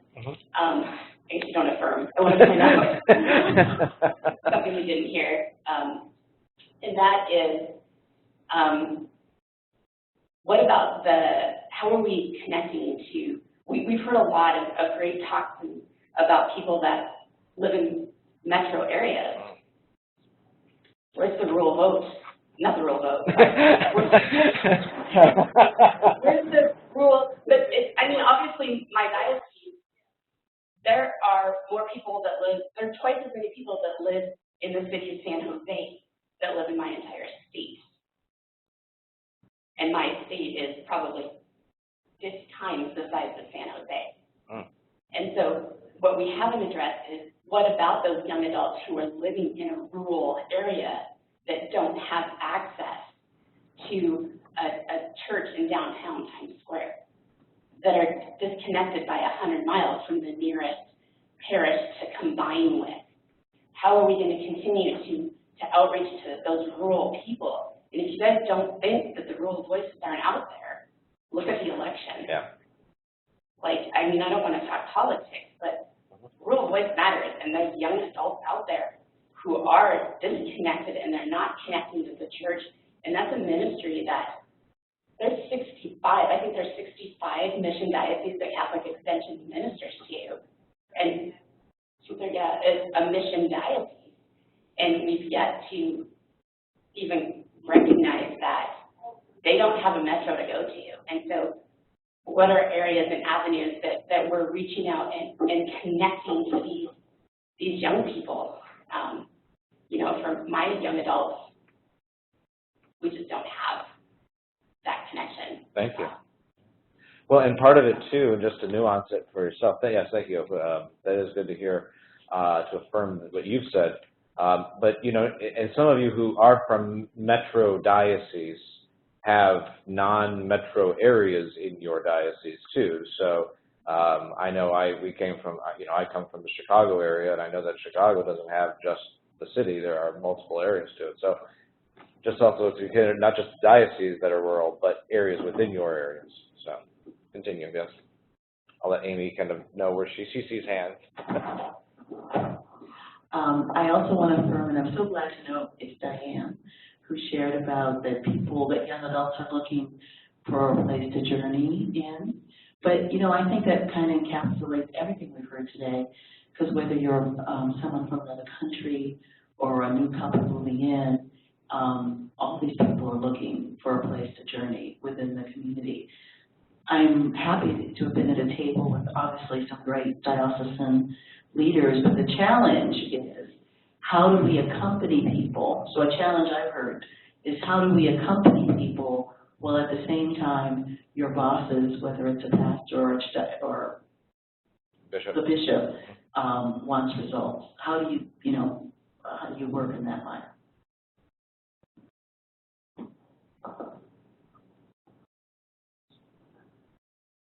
I'm Paul from Brooklyn. Amy, I like what you were saying about where's that rural voice, but I also don't want us to lose track of young adult ministry is more than events. And I think sometimes, especially as diocesan offices, we become the event planning team, which drives me crazy sometimes. And just a little bit about like what I said yesterday, I think young adult ministry has to be viewed also as finding young adult leaders and that mentorship. And I think that anybody can do it, any diocese, any parish, is empowering young people to take on leadership roles and then accompany them and walk with them in such a way that they can be effective. Because I have the microphone, I'm going to talk while I walk. And so one of the things we talked about at our table, which was up here with parish ministers, is that young adults make their decisions about their parish very quickly. And so the spirit of welcome has to be in the whole parish, but that we also have to have ways that as a Catholic voice connecting with our larger community, because that's the place where we will engage with those people who won't darken our doorsteps otherwise. That we can have the most welcoming parish there is, but if that Catholicity, if you will, does not expand beyond our own doors and goes into communities in meaningful ways, then we're still navel-gazing. So again, just being mindful to not lose that, because it is partially related to that rural question of how are we being the Catholic presence in our larger communities and not just within our own doors. Okay, Sister Bernadette, or the young adults call me Sister Bees. That's fine too. There's two things. So in Colorado Springs, I've been there just over a year. When I started there, I was at a parish, and now I'm both at a parish and diocese in young adult ministry. And when I took the diocesan position, the young adults themselves told me, they said, "Sister, we are excited for you, but we are also happy that you're staying at the parish. That way you stay grounded."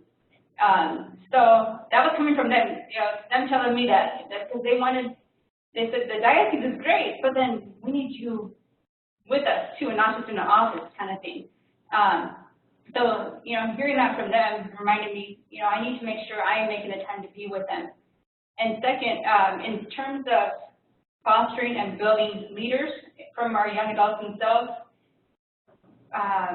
that's one of the things that we're working on in our diocese, because we have our city, but then we also have a big rural area where there's farms and, a lot of cows kind of stuff too.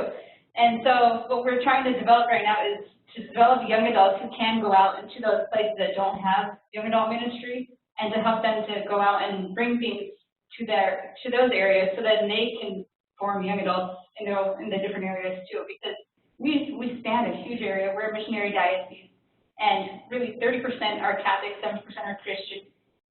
So we have a lot of work to do, but then, just by myself, can't do a whole lot. But with the young adults, we can do a lot more. So that's what we're aiming towards, to building young adult leaders who can go out.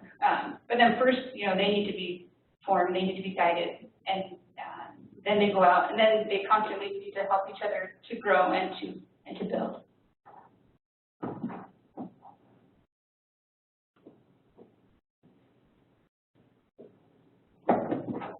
Hey everyone, I'm Sean Allen, the Diocese of Fort Wayne South Bend.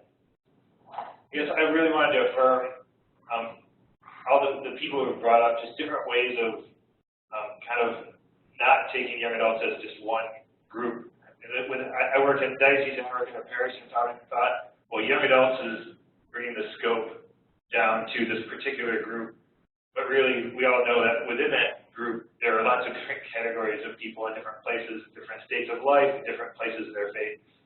So however you are dividing them up, I think is awesome to do that.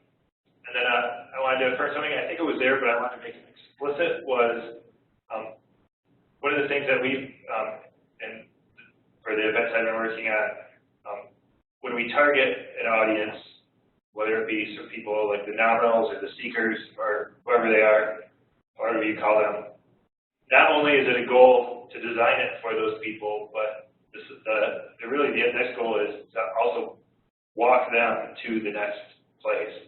So it's not just gathering people to be with like people, but it's gathering them with the purpose of them not being that category anymore, but moving forward.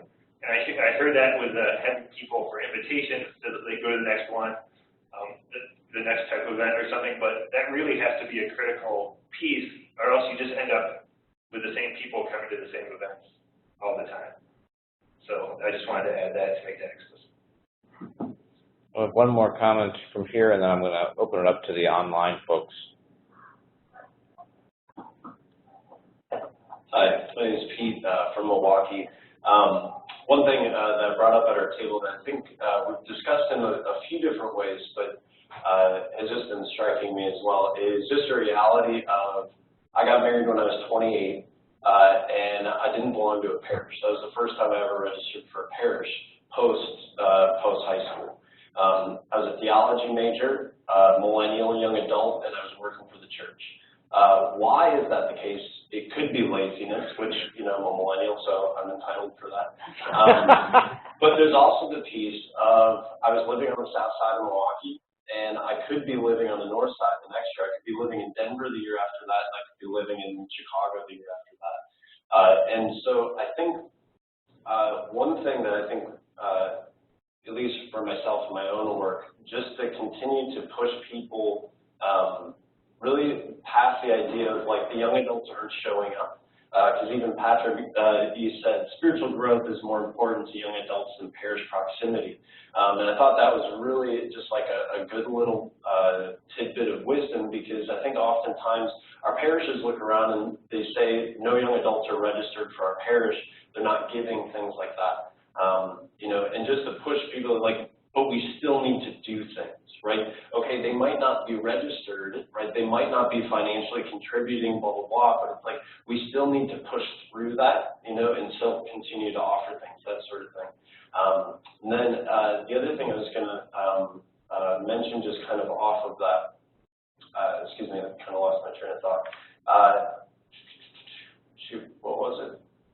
Mine's blanking, sorry. It was right there. Sorry, I might come back. Well, I'd like to ask some of the folks on the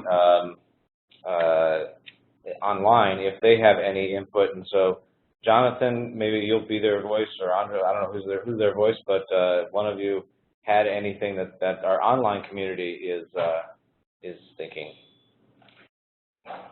One of the common things that's going on in the chat right now is the importance throughout all three presentations on the idea of bridge building and the idea of Gente Puente, and the need of bridge builders within the community, both interculturally as well as socioeconomically, as well as just the basic idea of building personal relationships that will then yield fruit in a larger concept. And I'm sure someone in the chat will tell me if I'm wrong, but that's the very common thing that they're talking about.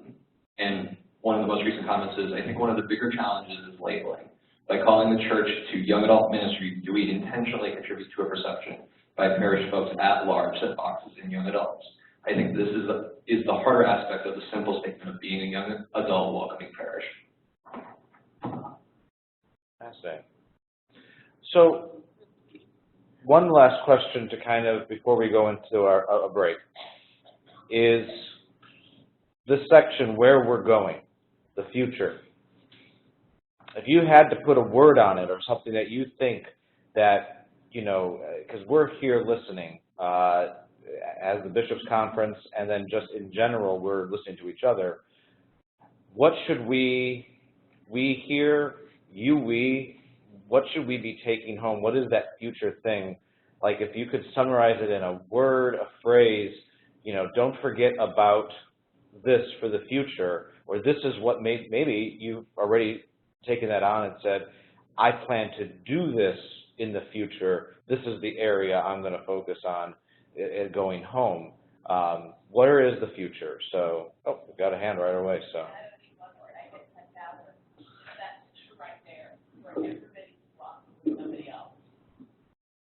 Accompaniment, walking together with someone else. Very good. Where else is the future?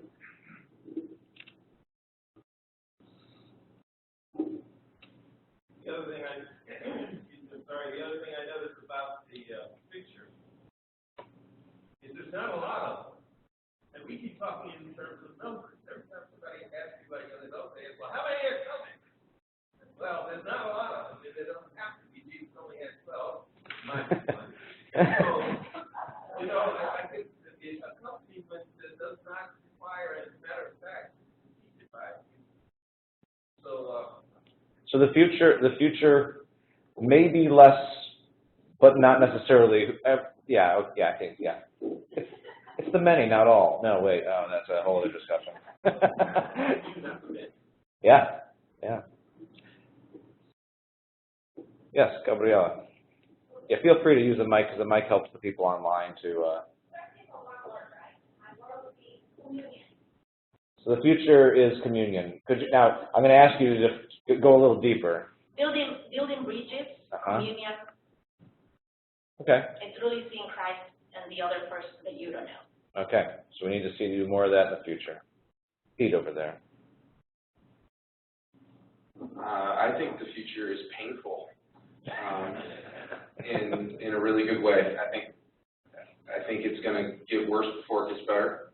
But the church has to continue to be that beacon of hope and light and love and all the things we talked about. But I think we have to be ready for some legitimate suffering as a church. and see that as redemptive.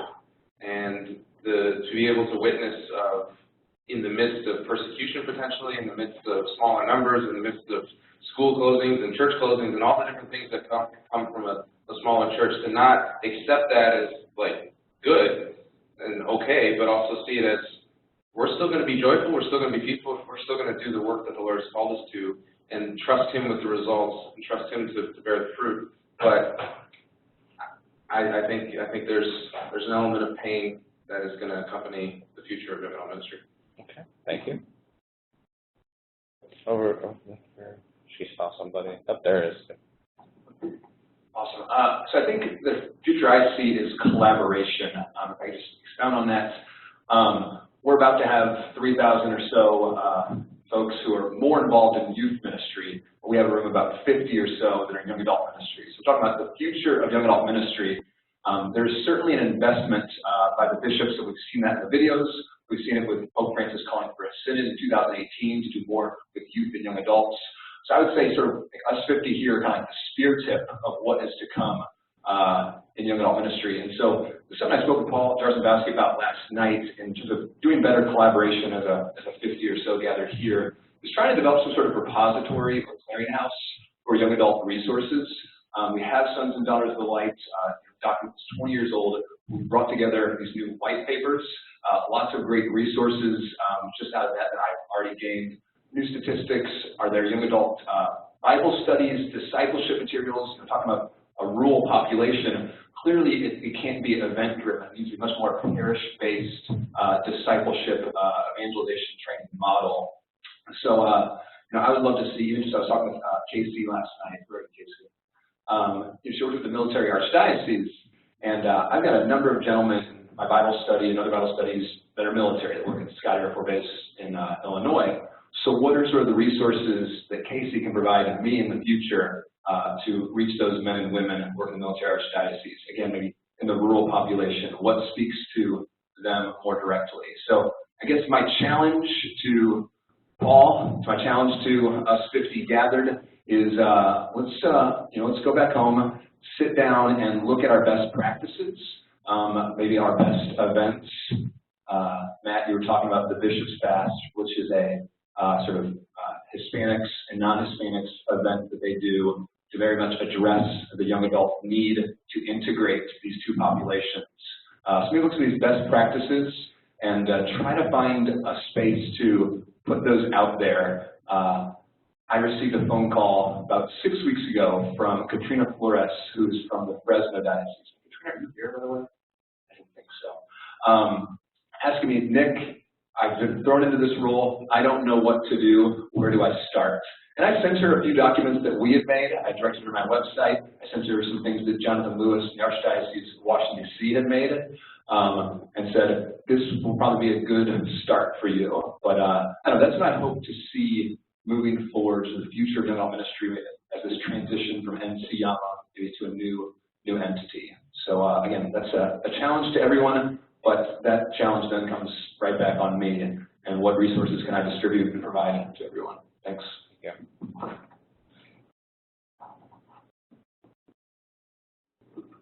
I'll take about, I see a few hands, we'll take about 3 more, and because then we're going to go on and give you that much needed break. As I shared, I work for the Sisters of St. Joseph, for and with the Sisters of St. Joseph of Toronto, so most of my colleagues are in their 70s and 80s. And so my hope for the future of young adult ministry would be that we continue to draw on resources of wisdom, because those women have formed me in such a profound way that I would want that for all of you, that you too can be formed by people who have been developed in their faith for 80 years. Some of us have grandparents who have done that, and some of us are immigrants and don't have grandparents who have done that.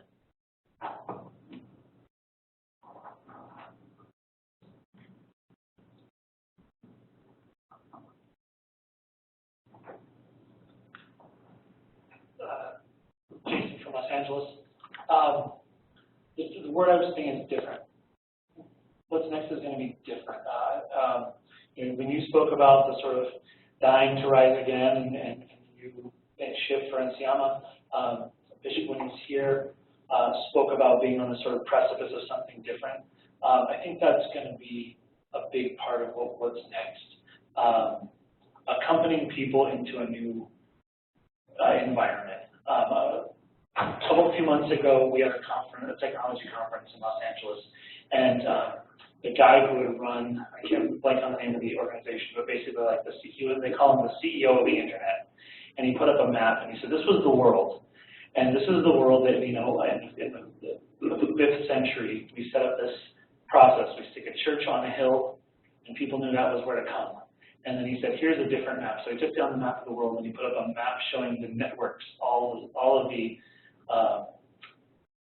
every computer network all around. He said, this is the new geography that we're now stepping into. And we have to understand how does this geography and the sort of physical geography, how do those two things play together? And how are we going to set up and how are we going to build community in this different landscape? And I think a lot of that's also going to be talking about the different ways in which people deal with parishes now, going where they're fed rather than the nearest parish to them.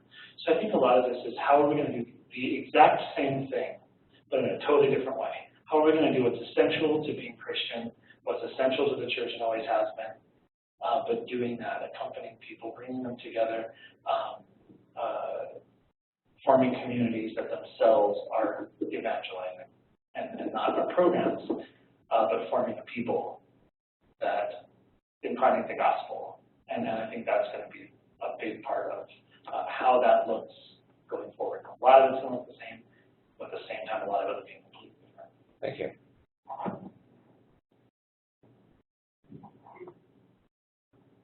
Okay, so you'll be our last one. So. Okay.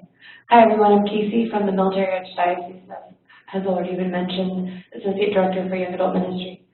The word that I would want to share, I guess, is commitment.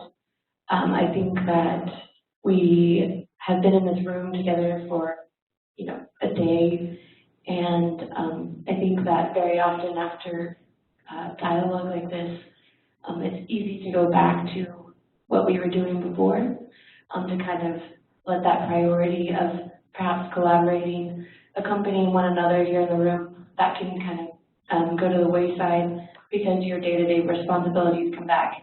But we had a summit 2 years ago, or a year ago, 2 years ago, the Young Adult Ministry Summit, and we also had charged ourselves out of that room to do something, and very unfortunately, that kind of dissipated within not even 6 months. And I think that that is something that is really important for us to leave with, is to be committed to one another as we move forward, as we go back to rural metro areas, that we need to remember one another when we leave here. And if we're going to do collaboration, that we're going to be that example to our young adults of making a commitment. So there you go. Thank you. So thank you for all of your input. So we're going to take a 10 to 15 minute stretch, get some restroom break. I don't know if the snacks are here today, but they probably should be. They are? Okay, good. So get yourself some substance, do what you need to do. Here's my little enticement to come back. We got a bishop who's going to give us some closing words of wisdom. We're going to tell you about some money that you can get. So let's see, look at that. And then we're going to talk about what the Bishops' Conference will be doing to do just that, to help with the commitment, to help with the resources, to help get through the pain that Pete's talking about. There are some practical things that the conference is doing on your behalf. So all that stuff is coming up. So please take a break, and the last 45, 50 minutes of our time together, you're going to love.